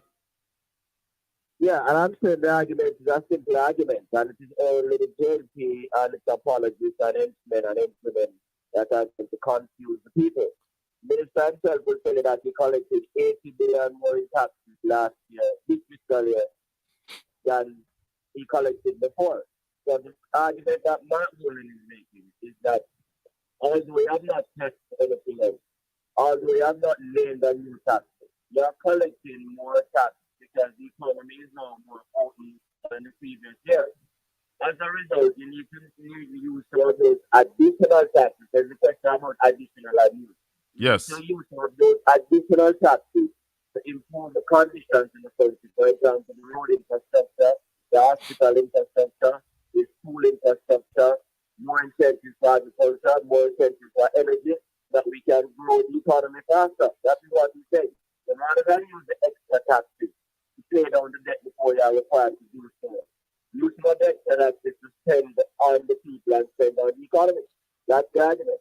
What response? Hold on, Obi. What response you think the finance minister will come with on Tuesday to those kind of issues, Raleigh? Well, he has already given the response, which is a simple response that their policy is to wait until they pay down the debt before they start spending on those things that the government would say while the gas is there, the horses are starving. And that is why, if you look at Jamaica as a barn, all the horses in the barn, they are getting malnourished and they are fighting themselves for food. That is why you have the disorder in the country and the stabbing and the disorder and the trapping and everybody wants to kill everybody. Because the food is not enough. Because the finance minister is holding on to the food and transferring it to the creditors both locally and internationally rather than spending it on the people. So you take the taxes from the people, that it is the people's taxes. DCC, travel tax, all those taxes, and he uses the bulk of it to service the debt before time. And as a result of that, we're unable to maintain the country's infrastructure. If you look at the big disconnect, while the Prime Minister was in Parliament bawling how much well we are doing, the people are downtown Kingston bawling to their target and the buses and the lights are off and all of those things. Marcus Garvey drive was a total mess. They tell you about the infrastructure deficiencies in the country because we're not spending enough on infrastructure. Go ahead, Obi. Raleigh, you talked about the taxes, the taxes that the government raked in. Where there are two particular areas that I want you to explain to our people on. The whole business of the ad valorem tax. Explain what that means and how could we ease the pressure on the Jamaican people, the motorists, which would basically filter to everybody. And also, what could they do now with what was as the edge, that insurance that they are still collecting while we don't have any edge? How could the government relieve some of the pressure on the Jamaican people by addressing those two areas? Raleigh? Oh. Raleigh. I never heard the question. Ask Colin to repeat it. Oh, you never heard the question? No. He's asking what could be the benefit to the people of Jamaica from the ad valorem tax that the government is collecting if they had kept it, and from the edge fund that the government is still collecting and not edging. All right. There's no edge in place. Ad valorem is simple. It means according to value. So there's a 10% ad valorem tax on fuel. So the government had capped the tax at the 67.50 that they projected for in the budget. Well, while the price of oil ended up at $90 per barrel.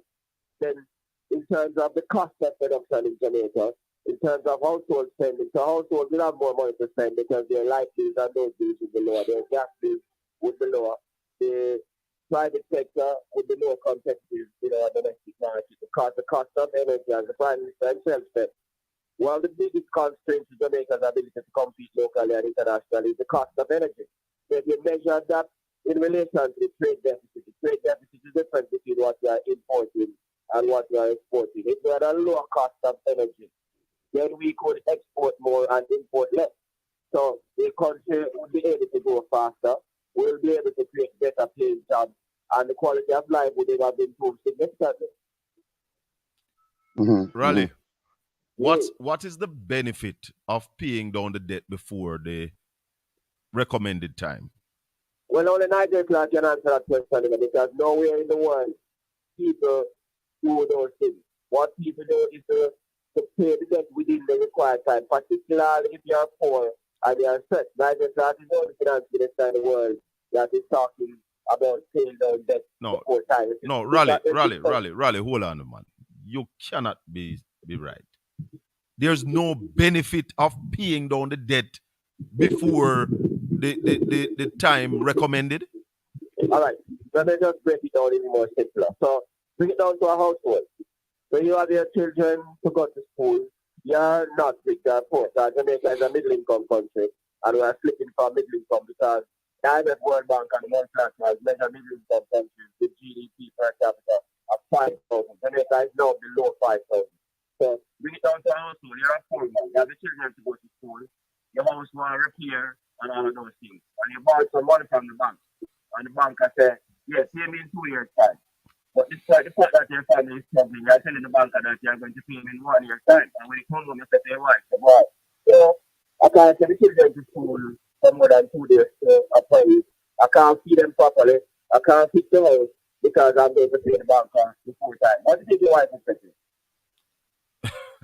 But Raleigh, if you pay it before, that's simple as you can get. What do you think your wife is saying? I guess she say she want things in the house. She want things in the house. And if you don't change, what do you think she's going to say? She'll run you out. She'll run you out. Ah, you get the point. So, Raleigh.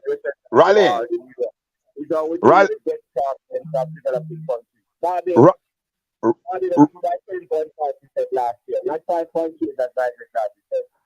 So, Barbados said that we get the GDP to 60%, 2035, 2030. That's why the standard of living in those places are better than Jamaica because they are taking care of their people. Yeah.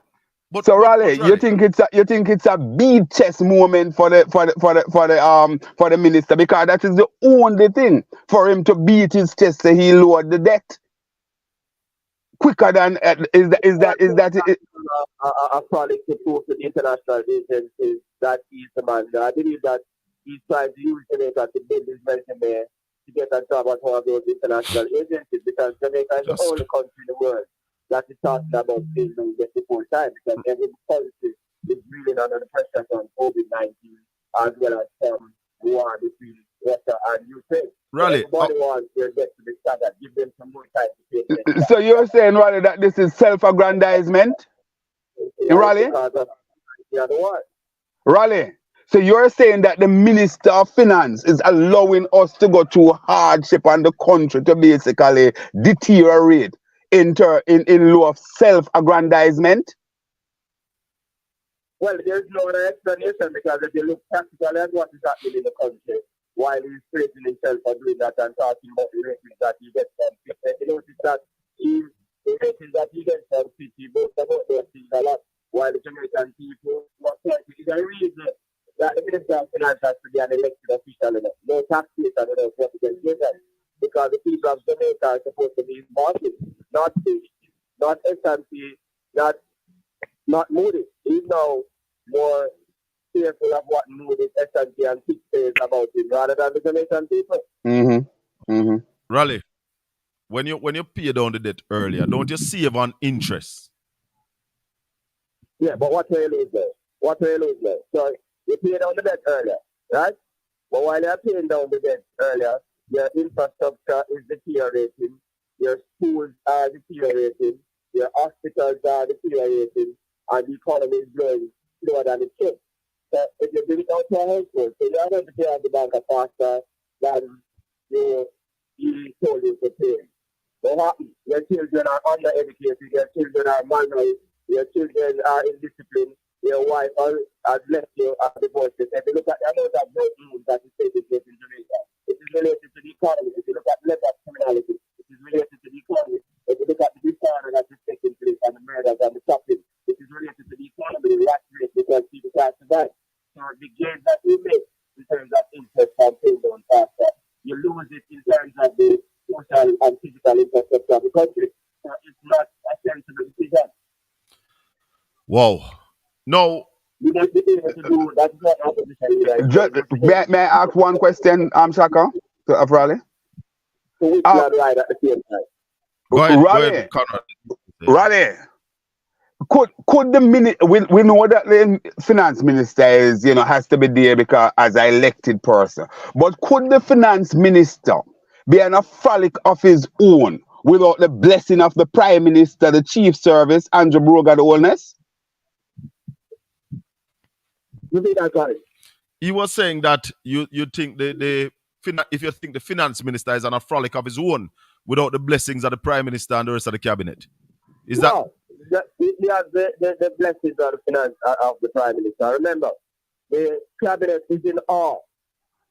And many more people in Jamaica is in awe of the finance minister. The John Food will tell you that the finance minister is the boss and the prime minister is the deputy, because the prime minister does not understand those complexity. Really, that no sound good. That no sound good. But that's a fact. It don't sound good, but it's a fact. Talk to me about the minimum wage rally. I said in my preambles this morning that I don't begrudge minimum wage earners who will be getting $13,000 a week. And I also said that people who are in business ought to pay the $13,000 a week. But my concern, Raleigh and Obi, is for the civil servants. A teacher who has a baby of a helper is now asked to pay $52,000 a month. Can civil servants afford this minimum rate? Yeah, what they'll have to do is to make the adjustment. Remember, in 2016, when the PM was on the campaign trail, they said that they would have raised the minimum wage to $14,000. It is now 7 years after. The cost of living has gone up significantly. In 2016, when they said that they raised the minimum wage to $14,000, the rate of inflation was 3.7%. Now we have an inflation rate of 7.8%, so an increase in the minimum wage is long overdue. So what we need to do, the people who can't afford to employ a helper full time, we need to call in somebody 2 days a week, 1 day a week, that people have their flexibility so that they can move around for me to do. So people want babies, they have to look at the daycare centers and all of those things for their babies too. But the fact of the matter is that the people can't survive on the minimum wage, because it is not even a living wage. That's because the living wage is 18,000 per week. 18,000. We can move up to that 18,000 without the economy faster. And that is why the major focus of the PM and the finance minister must be to grow the economy faster. So the finance minister spoke for 5 hours and prime minister spoke for 7 hours. All those 12-hour speeches, what they project in the budget, what they are going to get for those 12-hour speeches, is economic growth of 1.2% per annum for the next 5 years. But let me say this to you, Raleigh. Let me say this to you. My problem with the presentation thus far of the Prime Minister and the Finance Minister, I did not hear how we're going to make more money. That's the point we're talking about, how we are going to grow the economy faster. That's the point we're talking about. These speeches are political speeches to regain their popularity is flagging. So that is why they are making these speeches addressing particular groups, rather than telling us how in macro terms we are going to grow the economy faster. Because none of the things that they are saying is sustainable if we do not grow the economy faster. And the budget projections are for a growth of only 1.2% per annum for the next 5 years. That's not going to help anybody. That are going to see we suffer. These goodies that we're dishing out now, that are going to realize that we can't sustain it. Because then if go ahead, Obi, go ahead. Yeah, but I don't consider. I hear this argument about dishing out goodies. I think the Prime Minister come with a very tame budget, even in terms of the $13,000 for the minimum wage earners, as Ralston just said. We remember years ago when Ardy said they would double the minimum wage, move it to 12,000. That was years ago. Those persons at the bottom of the pyramid continue to suffer. So I really and truly don't even want to harp too much on this thing, as if we're basically questioning these people getting this $13,000 per month. They should be, in my opinion, it should have moved to no less than $15,000. But I believe, hold on, my brother, hold on. I believe. Hold on. Before you go any further, tell me, like I just asked Ralston, how does a teacher who lives in Shrewsbury, where there is no daycare, and she have a baby and she teach at Oakbay all age, or Oakbay primary, that she take a taxi 6 miles to go to work and she have a 2-month-old or a 3-month-old baby. Tell me how that teacher pay that helper. Raleigh, I mean, let's say this. The teachers basically they have to deal with that because they basically let the Nigel Clark hoodwink them. Don't get Hold up. When we say teachers, I don't just mean teachers alone. I mean civil No, I servant know, teachers. I understand. I understand the point, my friend. You're using a reference point. I understand exactly No, man, where you are. but I you're am mentioning saying the teachers who got hoodwinked. no, but you did. So I am saying that the entire public servers, right, who especially in the case of O'Neill Grant and Ellen Davis White, who basically signed off quickly before the announcement was made and did not negotiate properly for their members. I think that is where the push need to come. Not basically to question this 13,000, which for God's sake, I don't know how anybody at all will survive on $13,000 per week in this present scenario in Jamaica. So I am not even going to try to make a case for those persons who will have to pay. If you can't pay a helper, don't have one. Or basically you'll have to cut the days them that you have to. They will now have to basically do what they must to go back to the government to pay them better, and the government will have to find new ways as to how they will grow the economy so they can basically pay these people better. I am not prepared to have any sympathy for anybody at the expense of those who are at the bottom of the pyramid. That is my take. That is the fireman's take. Obi. Yes, sir. Obi. I want to suggest to you that mute your video because it sounds your bandwidth is a little bit low. So the audio, so mute your video, and I think we'll be able to get your audio better. Hold on. Raleigh, you want to come in there? Yeah, as I was saying before, remember, even the government itself has the minimum wage now. So it means that the wage bill is going to go up. It means that the private sector wage bill is going to go up. Yes. It means that the wage bill of households is going to go up. Yes. So the fundamental problem is how you grow the economy faster, because you can't afford these things, however high deals, if you don't grow the economy faster. There you go. So, yeah? and then basically what we're saying is that the civil servants will have to go back to the table. And go back to the table for what? The wage bill is already $367 billion. That's 36% of the budget. The government cannot afford to pay anymore. So that's why we are talking about growing the economy. The wage bill is $367 billion this year. Next year it is going to be $382 billion. The other year it is going to be $408 billion. What it is supposed to be, Raleigh? Because I know that the wage bill, the IMF had some stipulation on that. 11.4% of GDP. And the IMF said it should be 9%. So it is to grow the economy faster if you want to get down back to the 9%. So we are out 2%. 2 percentage points, 2.4, 11.4% right now. So you have to, if you are going to get back down to the 9%, you have to grow the economy faster. So when we're talking about these things, you have to be objective, because the next government is going to say that if you do that. And that is why the opposition leader concentrated on policies to grow the economy and new direction, because none of this is affordable without faster economic growth. So basically, and that is why the Prime Minister in his presentation, the first thing he should have spoken to the nation about, if you wanted to be credible, was talking about the little matter of his declaration to the Integrity Commission, and should have done this to the Integrity Commission, and then he should be focused on the things that are going to grow the economy. Mm-hmm. Go ahead, Obi. Is the audio any better now? Go on, let me hear you now. All right. So, Raleigh, you see, this is where I'm at. I agree with you totally. The Prime Minister has some credibility issues that he will have to address. Chief among them is this integrity issue, where he can't his filing cannot be certified by Integrity Commission, and that's a big elephant in the room. And I expect to hear from people. I expect. Go ahead, Raleigh. Yeah, we can have the Prime Minister. The Prime Minister should know that himself, that you can't come to the country and don't talk about the matter with the Integrity Commission yet. He's like a chief executive officer of a chairman or a chairman of a company who has not been able to satisfy the corporate governance, but he still come and attack the director. The director has been running. So, Raleigh, why are we not hearing this cry from the mountaintop from people like Keith Duncan, Mitri Siaga, et al.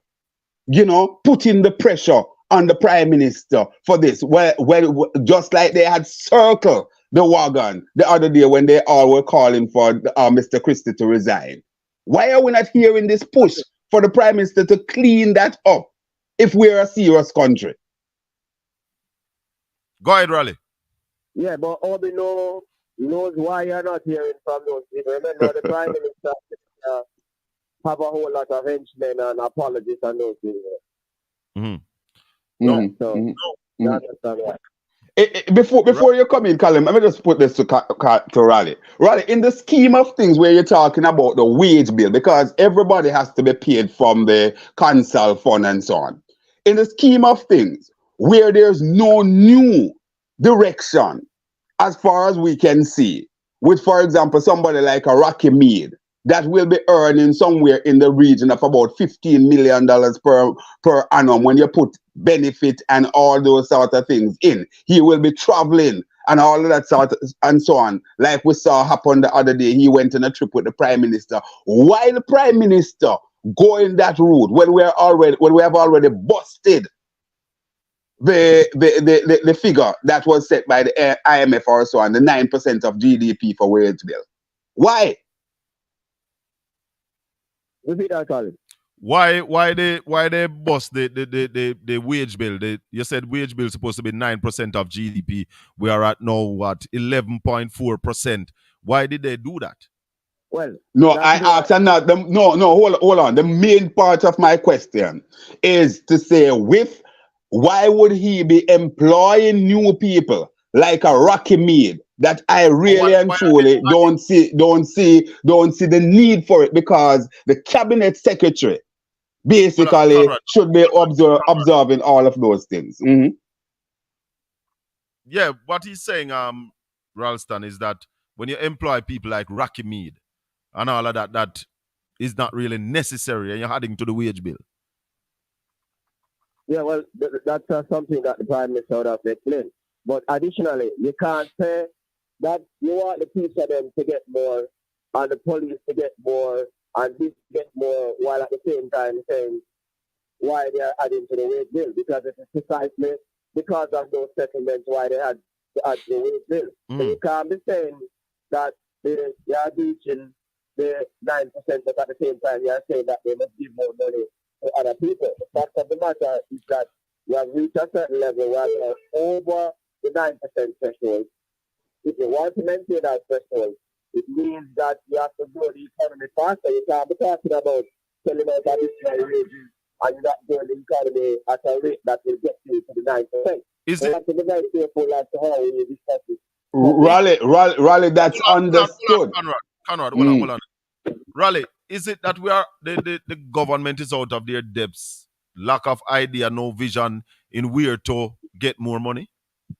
Yeah, man, they are clearly run out of ideas because you can't borrow more. What you need to do is to build the economy, and that is why the opposition leaders spoke about an election, because the strategy that they are taking cannot be the fastest because if you are saying that your overall focus is to bring down the debt, yeah, by focusing on paying down the debt rather than focusing on growing the economy. You have two objectives. What the opposition leader is saying, we'll pay down the debt by focusing on growth, which is the best strategy. And they are saying that they'll focus on bringing down the debt by paying down the debt faster. Remember, if the economy is not growing and you are paying down the debt faster, it means that you have less money to spend on other things. That is what the opposition leader says. So there's a clear distinction in relation to the two strategies. The opposition says we are going to focus on growth because our people are suffering for too long. And the government says that we're going to make the people suffer some more and pay down the debt faster. So we're going to store up some of the thing while the people suffer. And create buffer said, while the people suffer. You store the grass while the horse them must start. All right, Raleigh. Go ahead, Conrad.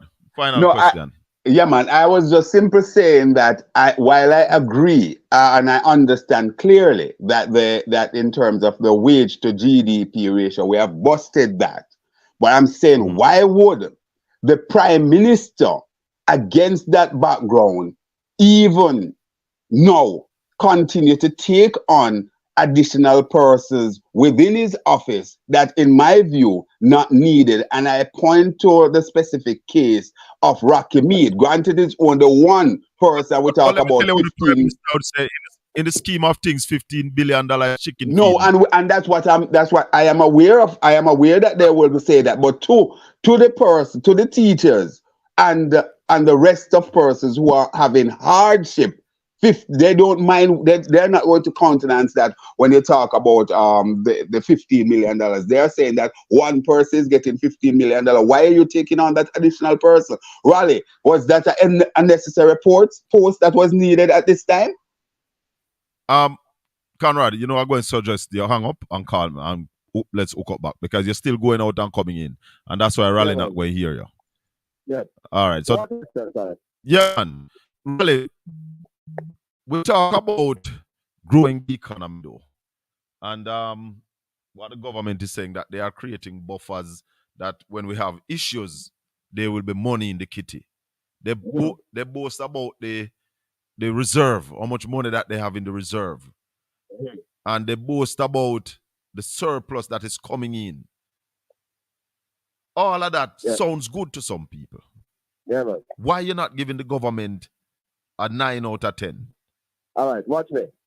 The reserves that we have, right? One thing that the government has told you, we have not generated those reserves from our efforts, from production of goods and services and employing more people.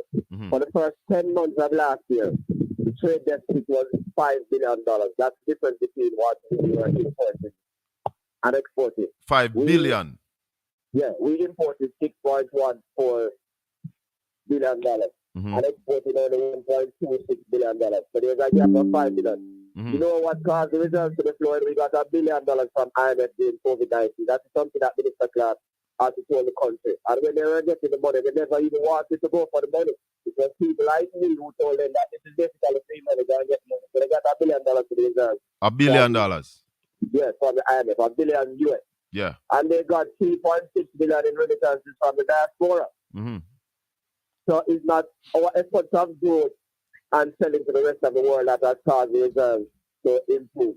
It is the free money that we got from the IMF and the remittances that we got from the diaspora that caused the reserves to be at the level that they are at. We are supposed to be building our reserves by exporting more and importing less. We are now importing $5 for every $1 of export. So that's crazy. Yeah. All right, so we have Conrad back with us. Hope you're sounding better. Go ahead, Conrad. Yeah, Raleigh, finally for me, in light of the Prime Minister's presentation. Sounding good. All the things that he mentioned there, when are we slated to see any of these things come on board? Because for me, these sounds very futuristic in the main. Well, that is clear. Anybody who read the budget numbers, remember, with all the 12 hours of talk, and another 3 hours to come, because we know Clark is going to come with some bombastic thing again. What they have written down in the budget and sent to the international community and to the private sector and the people is that we are only going to grow by 1.2% per annum for the next 5 years. And that's in their report. That's in their report. That's the budget number that they sent to the international community and to the world. 1% per annum for the next 5 years. What's a realistic growth rate you think we should be growing by? Well, we should be able to grow at 5% per annum for the next 20 years. What we're going to do that, Raleigh? We are going to raise the standard of living of our people. And in order to do so, we'll have to invest more in energy. The biggest bill that the country has in the rest of the world is the energy bill, $2.5 billion US. Have to invest more in agriculture because the food and consumer goods bill was $1.5 billion for the first 10 months of last year. So between food and energy, that's nearly $4 billion. $4 billion US are shelling out for food and energy. You get the picture, yeah? But as long as we don't fix those things, then the economy is not going to do it. We have to fix the transportation system, yeah? Yeah, because you can't have a proper economy without an efficient transportation system. All talk. Really? So, they're excited about all of these things because what they have written down and sent to the IMF and the World Bank and the rest of the world is that we're only going to grow by 1.2% per annum for the next 5 years. You are not going to even feel that. So we definitely need a new direction. Raleigh. Yes. Raleigh. when the previous administration was in government, we saw where there was a major thrust to build out alternative energy. We talk about Wicton Wind Farm, and we could basically talk about others. We could look all across at certain places in Jamaica where we see the windmills are all over the place and so on. Since this administration, 7 years and counting, what have they done in order to advance that process? Nothing about energy except talk. And between that period, that is why the energy bill is at the highest level now than ever. $2.5 billion US. So, Raleigh, you are saying that within the last 7 years of this administration, they have not advanced on renewables? No. And watch it. The country's energy bill, the rate per kilowatt hour has moved up from 16 cents to 42 cents. That's more than a 100% increase in the last 7 years. Wow. So anybody who don't can check the whole world. IMF, World Bank, IDB. But all talk. But one of the things that they promised, one of the things that they promised in 2016 was cheaper energy. Yeah.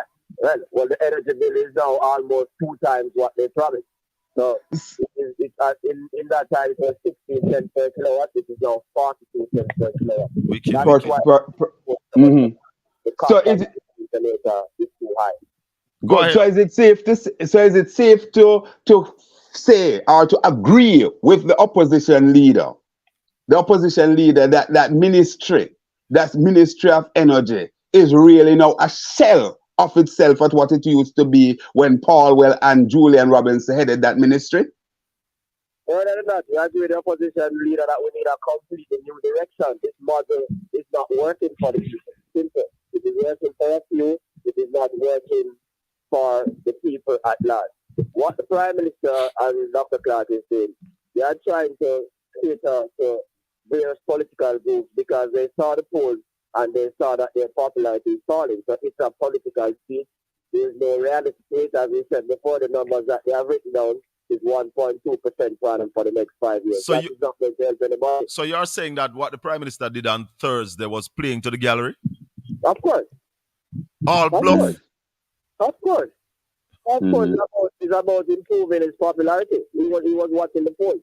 But it's more a political speech than a prime ministerial budget speech.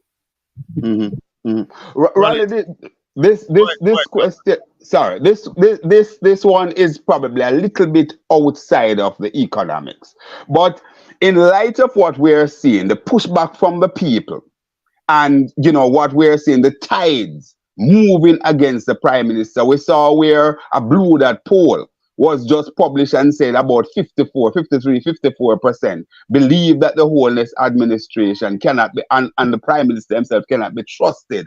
You believe that the game has now called, the curtain is down on the Prime Minister, and based on, if we're to use what we saw in 1986, where it started there, and then the opposition was ushered into power with a bang. You believe that we're on the verge of seeing something like this again? Well, I mean, that is not only me believe that, they believe that, and that is what they are responding to in their budget presentation. But the fact of the matter is that based on the level of economic growth they are projected, the things that they have not announced, they cannot carry out those things on a sustainable basis, and that is why they are responding. These things will have an impact on the people in the next 2 years because you can't do that with growth of 1.2%. Yeah?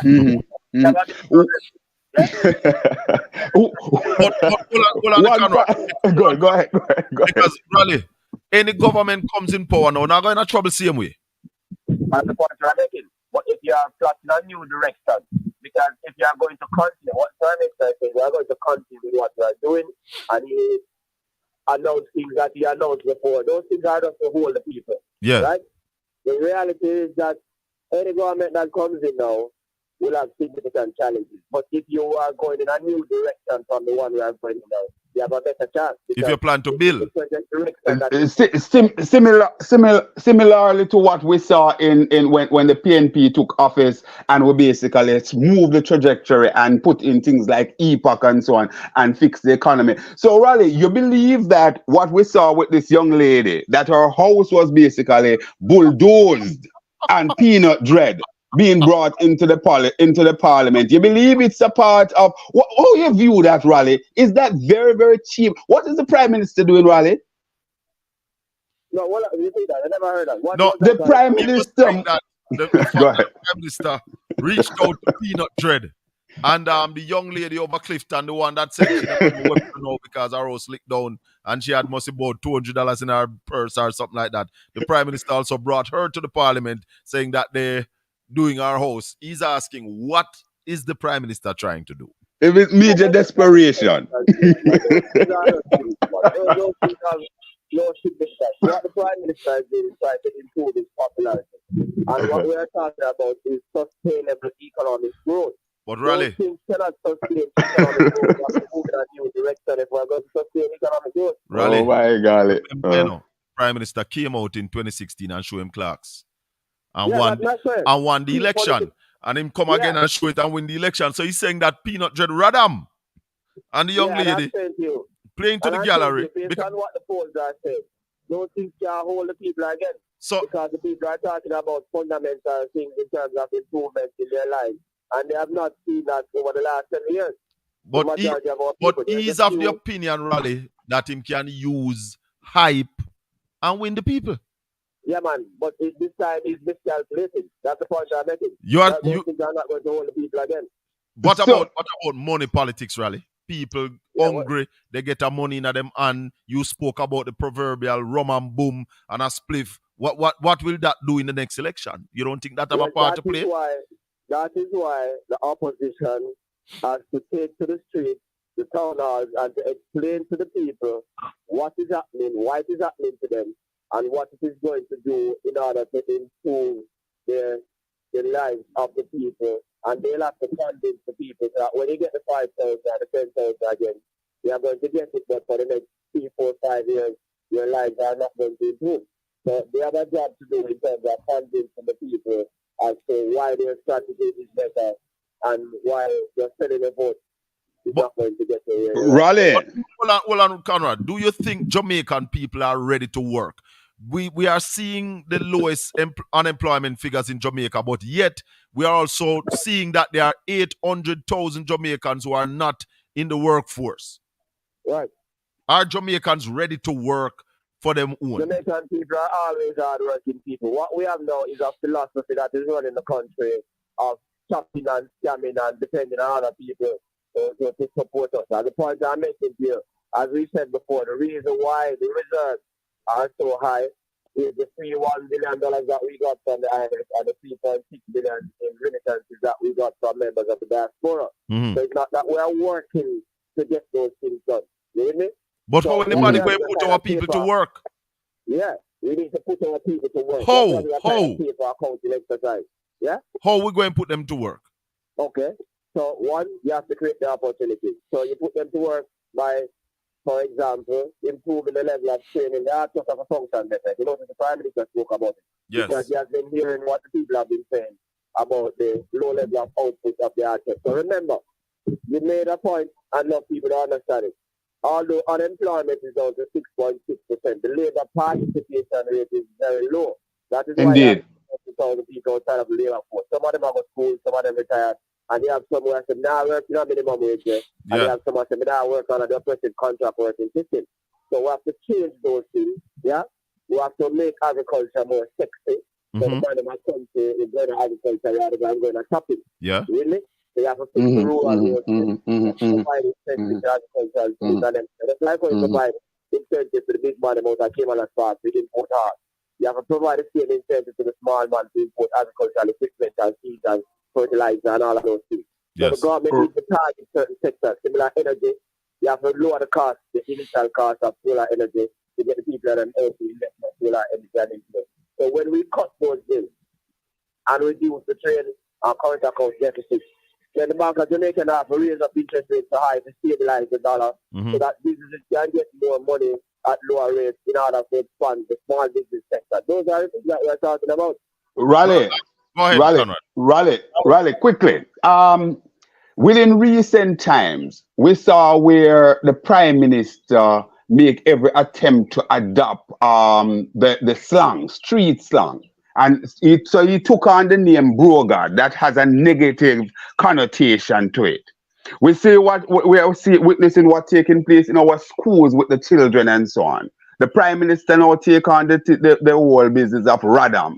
Would it be wrong to consider that Radam could mean that two youngsters in school have a problem and one take out a knife and stab the other, and that is a Radam? Yeah, well, Radam is a term that means that we are going to mess you up by destroy you. You hear me? And that's part of the problem in the country. The Brogadism is about, Colin was talking about work. The Brogadism is about partying, no work, yeah, indiscipline, and all of those things. So we have to get rid of the Brogad culture and the Radam culture. The Prime Minister is a man that panders to cheap political gimmicks in order to get the support of the people rather than fundamental improvement in their economic life. And that is why I spoke to you about the fact that his declaration has not been certified by the Integrity Commission. Really? Because it's about a situation now where all the youth have adopted that they go around the thing. And that is why you have this high level of criminality. Is it the first time that the Prime Minister thing has not been certified, of issue with being certified, Raleigh? Is it the first time? No, every year there's a problem with that. My God. My God. That's no good. We're on wrap up, but I want to go into something else before we finish. The census, the national census that is supposed to be on the way now. I learned yesterday that out of approximately between 8 and 900, I think 900,000 households, the census take have not gone to 150,000 households just yet. What is happening with that? $4 billion to conduct the census, despite the fact that the country is doing so good. They only got $1 billion. Just as simple as that. So starting wanted $4 billion, you said? Yeah. The government provide them with $1 billion and say go do the job. Yeah, man. So starting off to the question, the interviewers, $200 per question. No man now heard for that. That can't pay much. That's why them say, although them train 10,000 people, 4,000 people, and 6,000 people, but hear this, Raleigh. Hear this. One of the problem I'm hearing is that most of that training was online. So therefore, a lot of the people weren't trained properly because, online, you don't know what is happening. Precisely. My information... My information again is that the people who are running the census presently have never been involved in a census before. And they refuse to take instructions or advice from people who have been there and done that. Problems in the house, Mayor. Yeah, man. That's all of those problems. Plus, as I said, the budget is inadequate. 75% below what they wanted. Yeah? But Raleigh, how long can we be going at this for the census to be credible? Because if it takes too long, then that was already done would have been insignificant, isn't it so? That's the point I'm making. I'm showing you the big order that is taking place under the big top that you are hearing. You don't watch the big top. You have to watch what is happening on the ground. Yeah? So all these things where the life polluting top, none of it is connected with the That's the point I'm making. Raleigh, I think we know the answer, but I'm putting out there for the listeners. All of these things that we're exposing here this morning, why is it that the fourth estate here in Jamaica, and I'm referring to the mainstream media now, Colin, stop it. Why are they not, explaining these things to the people? As a matter of fact, we're seeing where you arguably one of the most knowledgeable persons on these subjects in Jamaica. And you're not being called, but we see people who don't even know them bedded from them bedfoot and doing the rounds and all the programs and so on. What is happening here? Why is the fourth estate doing such a lousy job on this rally? Why? Well, I mean, part of it has to do with the economics of the situation. And if you notice, every time I speak about the finance minister, I always say that the finance minister and his henchmen posing as analysts. Posing as So there's a analysts. whole lot of henchmen and henchwomen that support whatever the finance minister says without any numbers, without any posting, any fundamental economic theory. And that is why we call them henchmen. So the people must know that an analyst is somebody that looks at the numbers and comes to conclusions based on the numbers. Yes. It's not somebody who cheerleads and then the henchmen and the henchmen call them. So what do you think about the finance minister? I said, oh, that's the greatest thing I've ever heard. But there are no numbers in order to support what they are saying. Yes. Raleigh, where does the numbers rate this finance minister among those of recent time, the Omar Davis, the Peter Phillips? All right. We give you the numbers, and when we tell you any number, as I said today, you can ask the World Bank, all of the independent people. You can ask the IDB, you can ask the IMF, you can ask Statin, you can ask Bank of Jamaica. Nigel Clark is the finance minister that get the economy out of debt. Yeah? When Nigel Clark get the economy, the budget was in surplus. Yeah, we had a budget surplus of 0.6% of GDP. Talk to me. The net international reserves were almost $3 billion. Talk to me. Unemployment was below 10%. Talk to me. Inflation was 3.7%. Talk to me. And we had concluded 10 consecutive IMF tests. So I'm not just talking finance minister, only 6 IMF tests in never take. Omar Davies passed 12 consecutive IMF tests and paid off the IMF in 1995. Between 1995 and 2010, we were on what we call a task monitoring program. When Omar Davies became finance minister, the net international reserves were minus $500 million. When he left, they were $2.4 billion. The last time the economy grew by 3% was when Omar Davies was finance minister in 2007. And Portia Simpson Miller was prime minister. The economy is best position. You know what is real GDP now? They make a big thing about real GDP back up to COVID-19 level, right? Yeah. Right, and we saw some of the henchmen. They called somebody to praise Nigel Clark who never even know the difference between real GDP and nominal GDP. So I think this morning. Yeah. When we talk about economic growth, we're talking about growth in terms of real GDP. That is GDP adjusted for consumer inflation and producer inflation, right? In 2017, real GDP was $755 billion. Yeah? Up to the third quarter of last year, real GDP was only $745 billion. So we're still below even 2016 levels. Yeah? Talk to me. Right. To talk about COVID-19 levels. And another thing that we need the people to remember, the Planning Institute of Jamaica's job is planning. It's supposed to tell the government how much school to build, because how much people are born, how much hospitals to get up better, because how much people live down the top. Planning Institute job is got to be doing economic forecasting, because they know the road and make anything. We never put some numbers in our computer and then tell the government that this is it. That is why Nigel Clark likes the numbers from CIO rather than Statin. Yeah. Under the Statistical Act of 1984, the Statistical Institute of Jamaica is the country's premier data collection and analysis agency. Yes. The Planning Institute was set up for that. So what I think that the Planning Institute put out their figures before starting. So everybody run with the PIOJ numbers, and then when the starting numbers come out, everybody forget them. Glass. So until Statin tells us that real GDP is back above COVID-19 levels, which is $777 billion, we are not there yet. So Statin is not saying that. But Statin hasn't given its numbers yet. How can we plan when we can't get the census done? And my information is that the census will not be done this year. Well, that's not going to be a very big question. That's very bad. Now, if you are saying that the economy is doing so well, and you can't find $4 billion to the census, which is most essential to the planning, that also tells the people a story. Is the economy really doing so well, or is it that they are misallocating the resources? Simple.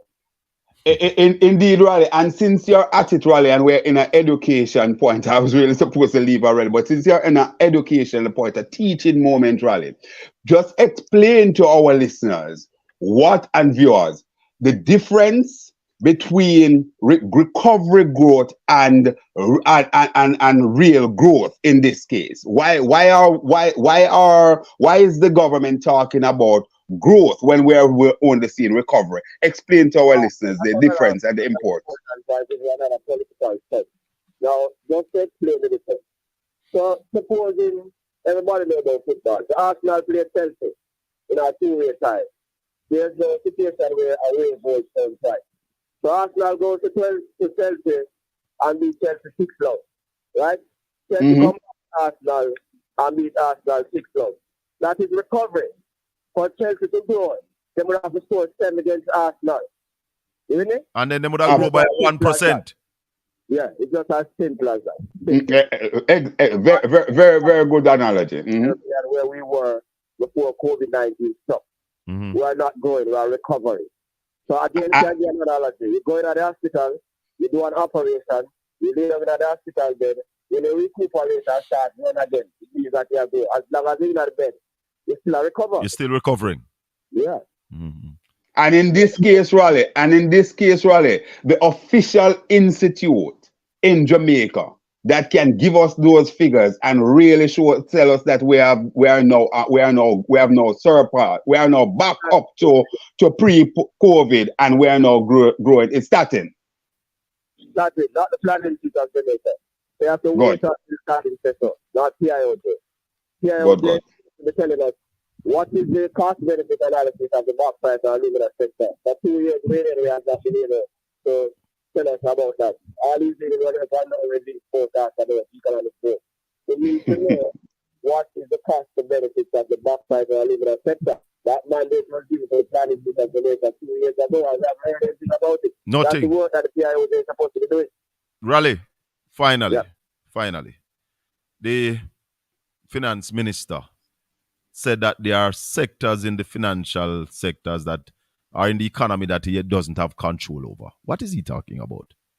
Well, the henchmen and the henchmen, they need to ask him that question. If they notice that they haven't asked him that question. But we know the sector. We know that he can't control the financial sector.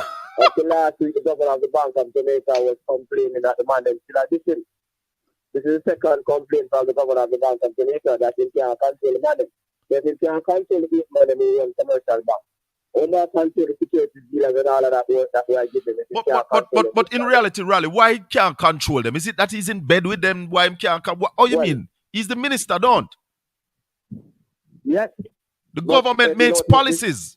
If you notice that this minister sometimes he speaks as if he's the president of the Jamaica Bankers Association. Are we losing it, Raleigh? When the finance minister come out and said there are aspects of the financial industry that I don't have any control over? The governor is saying the same thing up to last week. The governor said the same thing. The man had this thing, so why is this government not making... Why is the government not putting in the policies to deal with the issue? Come on, man. You know that, Colin, the financial sector controls the government. Everybody knows that that's the only sector apart from the tourism sector. So the government said they don't pick it up. Apart from the tourism sector, it is only the financial sector that is doing well. These are the sectors that control the government. You know that. So when Fitzjackson brought the bill to Parliament, is it that is the result? Is this the result of what we are seeing now? You lay down with puppy, then lick your mouth? Of course. Who were the members of the Ghost Council? Okay. Who is the Minister of Industry, Investment and Commerce? former CEO of somewhere. Yeah, Colin, I beg you 30 seconds. Go ahead. Raleigh, the Prime Minister in his presentation said that he basically disagreed with how the Minister of Commerce, Industry and Commerce, dealt with the ganja situation, and it should not have happened. Why Arbin still have his job? Prime Minister said, Why Arbil still has his job as a result of what the Prime Minister said? Obi, I never hear that. That was said in the budget debate. Absolutely.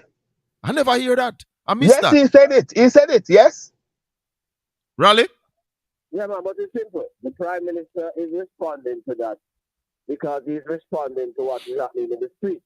And he knows that his party has a particular history with members of the religion that deals with ganja. Yeah. So everywhere in the street, the people are, because of this ganja import, the people are bringing up back Coral Gardens and Bustamante and Chimney Rasta them.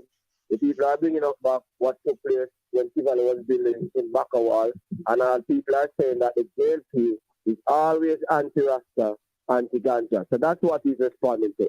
But the Prime Minister would have been in cabinet when the decision was taken, because all of those decisions are cabinet decisions. You know, I'll be able to just get upon that by himself.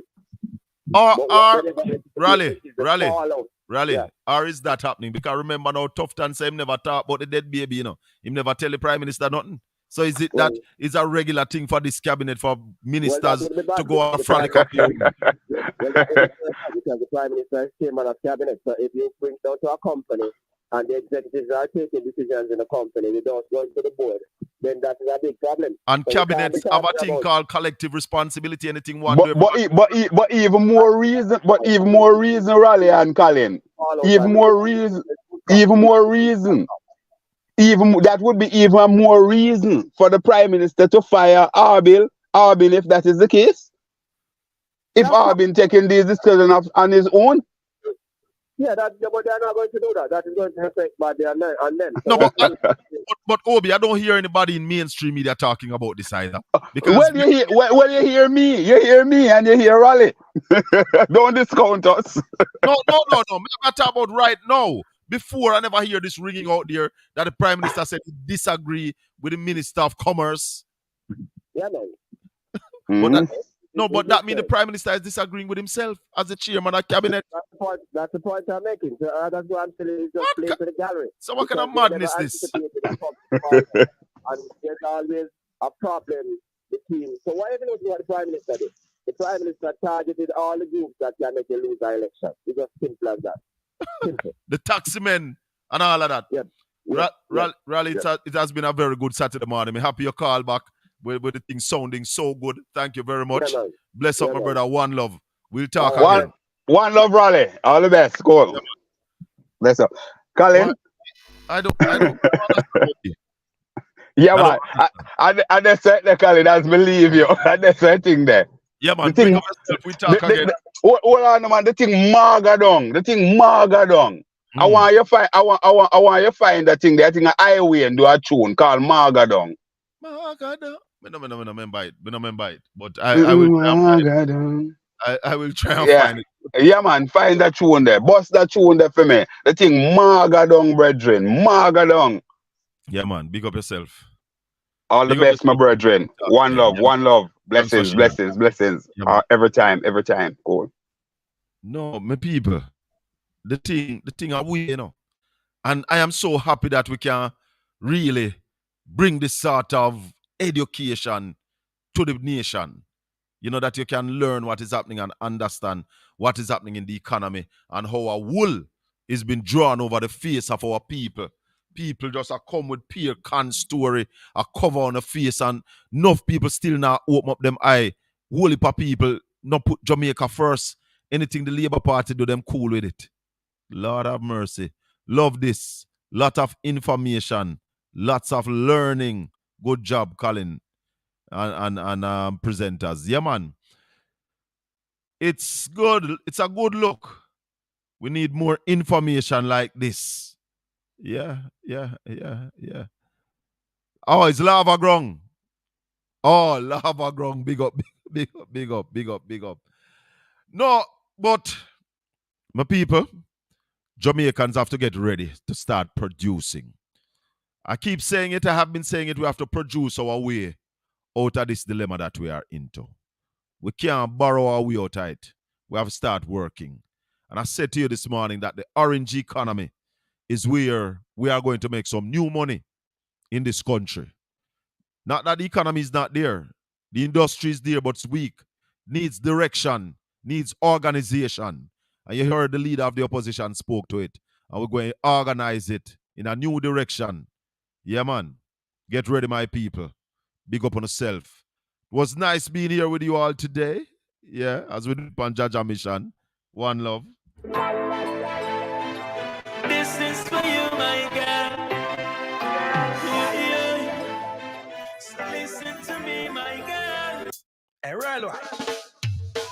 Fool them a play big choice. I say a fool. Be that tune out from a Prime Minister. Big up yourself, Mr. Wellness. Come again. Hey, real one.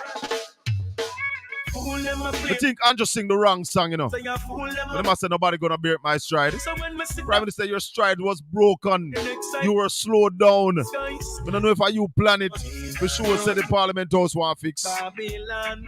Oh yes, I know no wicked man. I obtained by you, Muir. 804-7072. I don't know if you don't want to touch base, test something before we close off. 19 minutes after 11 o'clock in Jamaica. 19 minutes after 12 o'clock in Florida, New York, Toronto. Talk to me. Yeah, bro. Wagwan. Yourself. You know, me stay clear because I just absorb the sentiment, you know, very good programs. I never called it because enough people was on the panel. You understand? I don't know. Did you hear the Prime Minister disagreeing with I heard of it, but yeah, I heard of it. Well, me have to find it. Me have to find that. Because you know expect me if you sit down 7 hours listening to them people. The only somebody that spend 7 hours listening to either Fidel, Michael, and them kind of people there. Martin Luther. Yeah. And them kind of people there, you know. I'm not going to lend my head to all kind of God. You know what I mean? Nothing when I transformative, you know, because all that was said, yeah, had nothing of value. Yeah. Yeah. So a transformative economy, yeah. Everything there is just expense. Where the money will be coming from to pay for all of that. As we're gonna borrow our way out, we're gonna work our way through it and work our way out. We have to produce, and you see, man. I don't see where it is hard neither, my brother. Me not think man, it hard. But Colin, we don't say that every day, man. Jesus. You know, 1 week and we could unleash a revolution in production. The capacity is there, the opportunities there, the resources are there, you know. The people are here, yeah? Yeah, man. From my got school, them I tell us that the people is the biggest resources we have in this country. Man. And we're not putting our people to work. Yeah, man. Because you know what? A lot of the higher guys, them up there, them colored guys there and them guys they were believe them reach the place. Don't want to see poor people get wealth. All right, so you hit the note, right? So you see the philosophy is so intricate, you know, that if you are just an ordinary bystander, you know, and you don't insert your philosophy, you know, and your knowledge, but what them do is prevent the knowledge from flowing. You know that many people now going to have the knowledge. Yes. So what they are doing, you know, them are reinforce a philosophy of education and deprivation to ensure that even the compensation machination, is designed, you know, to keep the thing where it has been over the years, you know. Yeah. So the people will always be at the bottom and then use a sophisticated mechanism of deception. Yes. In order to bear out. Yeah. What they are doing, and you may look at it and say, boy, and money not the boat, you know, and them are try them best. No. Money not the boat, and listen to me, and you are wasting billions per year, But you know one of the problem that we have, though, Mystical, is that we have some Jamaicans, you see, man. Only God knows. They're going there as a slave, man. They fight against their own country. Yeah, man, they're going there as a slave. Hey. Let me take that call here. Don't move. Hold on. Talk to me. Hey, Shaka. Yeah, man. We're on here. How you doing? I am doing well. I just really want to bless up the persons who passed through this morning. I'm just thinking that this is the kind of substance that we really need. Yes. Because we're hearing about the growth, but how do we measure the growth? And what are the statistics showing? Yes, the figures, the real figures. And this week I was very perplexed in my spirit, especially with the stunt that was done, read the peanut dreader. Like, I don't know where we're going as a people, and it really does bother me that our leaders could deliver, content and behavior like this, and at the end of the day, they can't be scrutinized, they can't be questioned, and then Jamaicans seemingly are okay. And I wonder, where is the spirit of revolution? Where is the spirit that wants change, difference, and betterment for all? Mm-hmm. You see that spirit not with us anymore. We have too much weak people, too much people who just depend on them belly, and therefore we lost all of that. And that's why I like to tell people that if we were in slavery now, we would have dead in a slavery. Yeah, man, real talk. But I just really want to bless you up, and I pray that you continue, to bring on, different persons who can edify us, and that we could do our part in ensuring that other persons come on the platform. All right. So share the link, subscribe to the channel, tell people about it. We're on every Saturday morning at 9 o'clock. All right. Bless up. Bless up, Veron. Yeah, man. So we still have Mystical holding. Yeah, man. Yeah, Mystical. Mystical? Hello? Mystical, we still there? We're supposed to still there, man. We're supposed to still have Mystical on the line. Hello? All right. What we need for get back Mystical on the line. Mystical? Mystical? Yeah, man, I'm here. Yes, man. So we have you back. Yeah, man. So we are saying philosophically, man, I mean, they have determined, and predetermined, the status of us African people around here, because remember how they brought us here, and that is the way they have determined for us. Mm-hmm. You're not hearing me, Colin? Yeah, man, I'm hearing you loud and clear. Oh, yeah, man. Determined to keep us from now until eternity, so we have to rise up, we have to be the Caleb and the Joshua, yes, and we have to be that force, enlightened force that is bringing about a certain amount of courage, and steadfastness and boldness to the platform. When I say the platform, not about just the electronic platform, we are talking about the ground. Yes, or we are going to incentivize the ground, or we are going to electrify the ground, or we are going to educate the ground. Enough in a farmer education is just how we have a proof to people all around. We have proof to the eyes and the laws that we have the capacity, we have the concepts, we have the practice, we can do it with what we have, yes. And we don't have to depend upon, you see, most of the investments that they have availed to foreign investors, why do you think they do that? It's to maintain the status quo. Keep the people poor. As to keep us out. Yes. Yes. Because most of those things we can do ourselves. That's why them thief you're seeing bolt money. You know what I'm saying? Hey, look at the vessel. Hey, Bernard Coast, brethren. Yeah? Look at the land from Portland right down, coming all around the south coast. Look at the prime land. But Mystical, one of the things where we need to start though, we need to start free ourselves. Free our mind. Too much of us don't want to see we make it. Too much of us don't want to see we in a good position. And we need to free our mind and want to see us. Me want to see you make it. You want to see me make it. But there are too many Jamaicans who are saying, man, look at the condemnatory ethos, where them prevail over we, you know what I mean?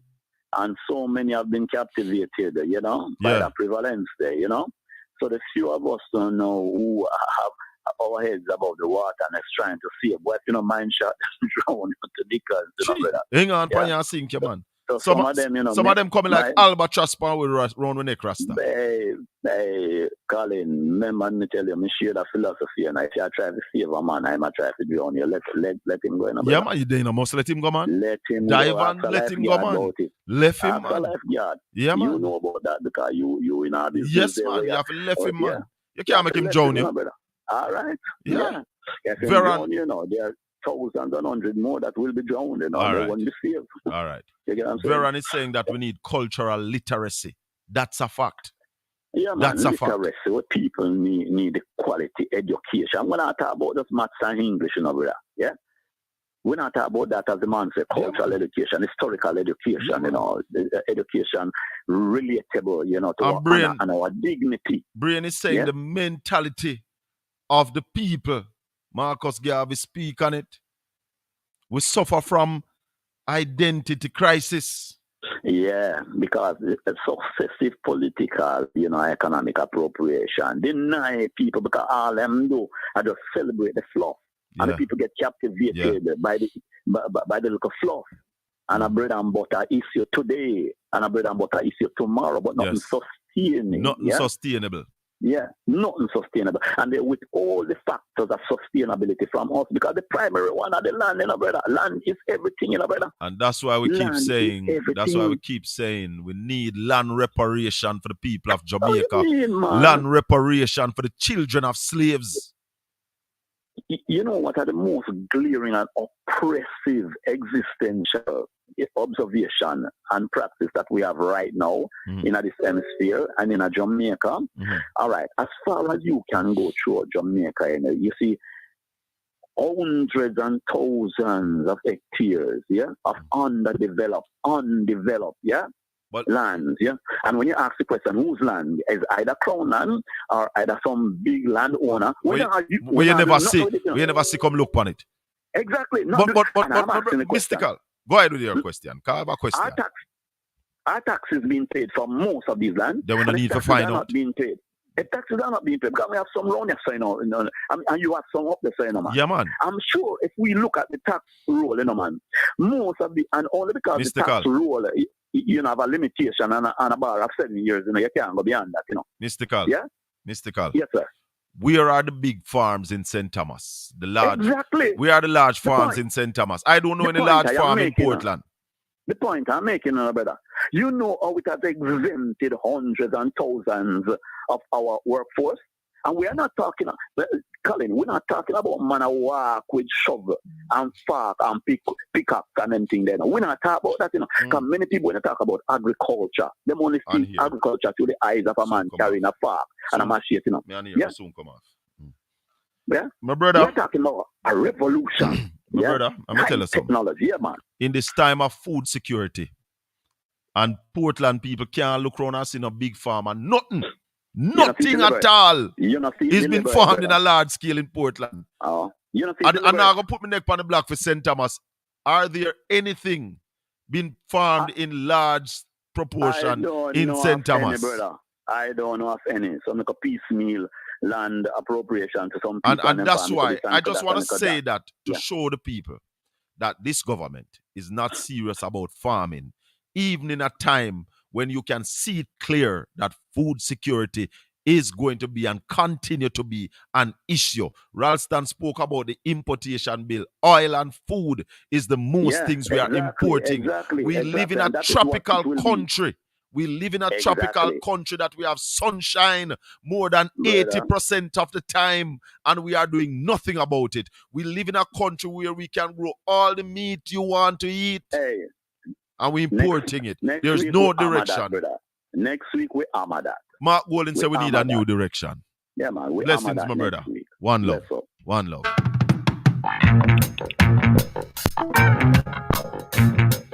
Can I tell you this? Get up, stand up. Stand up for your right. The call for Jamaicans. Get up, stand up. The call for Portlanders. Stand up for your right. Let's stand up for our rights. Get up, stand up. Stand up for your right. Listen to me. Get up, stand up. Don't give up the fight. Preacher man, don't tell me heaven is under the earth. I know you don't know, boy. I know you don't know what life is really worth. People, listen. It's all that Peter is gold. Half the story. After story and never been But you know, so now you see the what you gonna do? Stand up for your rights. Say it again. Come on, get up, stand up. Stand up for your right. Get up, stand up. Don't give up the fight. Jamaican Portland people. Get up, stand up. Look who is gonna stand for you. Stand up for your right. Get up, stand up. Don't give up the fight. Most people think great God will come from the sky. Take away everything. Take away everything. And make everybody feel like. Everybody feel high. But if you know what life is worth, you would look for yours on earth. And now when you see the light, what you gonna do? You stand up for your yeah. Get up, stand up. Lord stand knows. Up, yeah. Stand up for your right. Get up, stand up. Get up, stand up. Don't give up the fight. Life is your right. Get up, stand up. We can't give up the Portland Spice TV. right. Subscribe. Share the link. Please press the notification bell. Make sure every time we're on, you're here with us. Sick and tired of your ism, schism, game, dine and go to heaven in the Jesus name, Lord. We know and we understand. Almighty God is a living man. You can fool some people sometimes, but you can't fool all the people all the time. So now we see the light. What you gonna we gonna stand up for a right. So you better get up. Laurent said they will kill us with inferior import that pollute our bodies with cancer. Jamaican people are set to say plant on our own food. Make we eat where we grow and grow where we eat. We have enough lands right here in Jamaica. And that's why I say land reparation for children of slaves. May the good Lord continue to bless and keep you. Make his face shine upon you and be gracious unto you. The Lord lift up his light and give you his peace now and forevermore. Until we meet again. For sure next week Saturday, but there are possibilities that we might meet before that. But share the channel. Like the video. Yeah, man. One love, my people. One love, my people.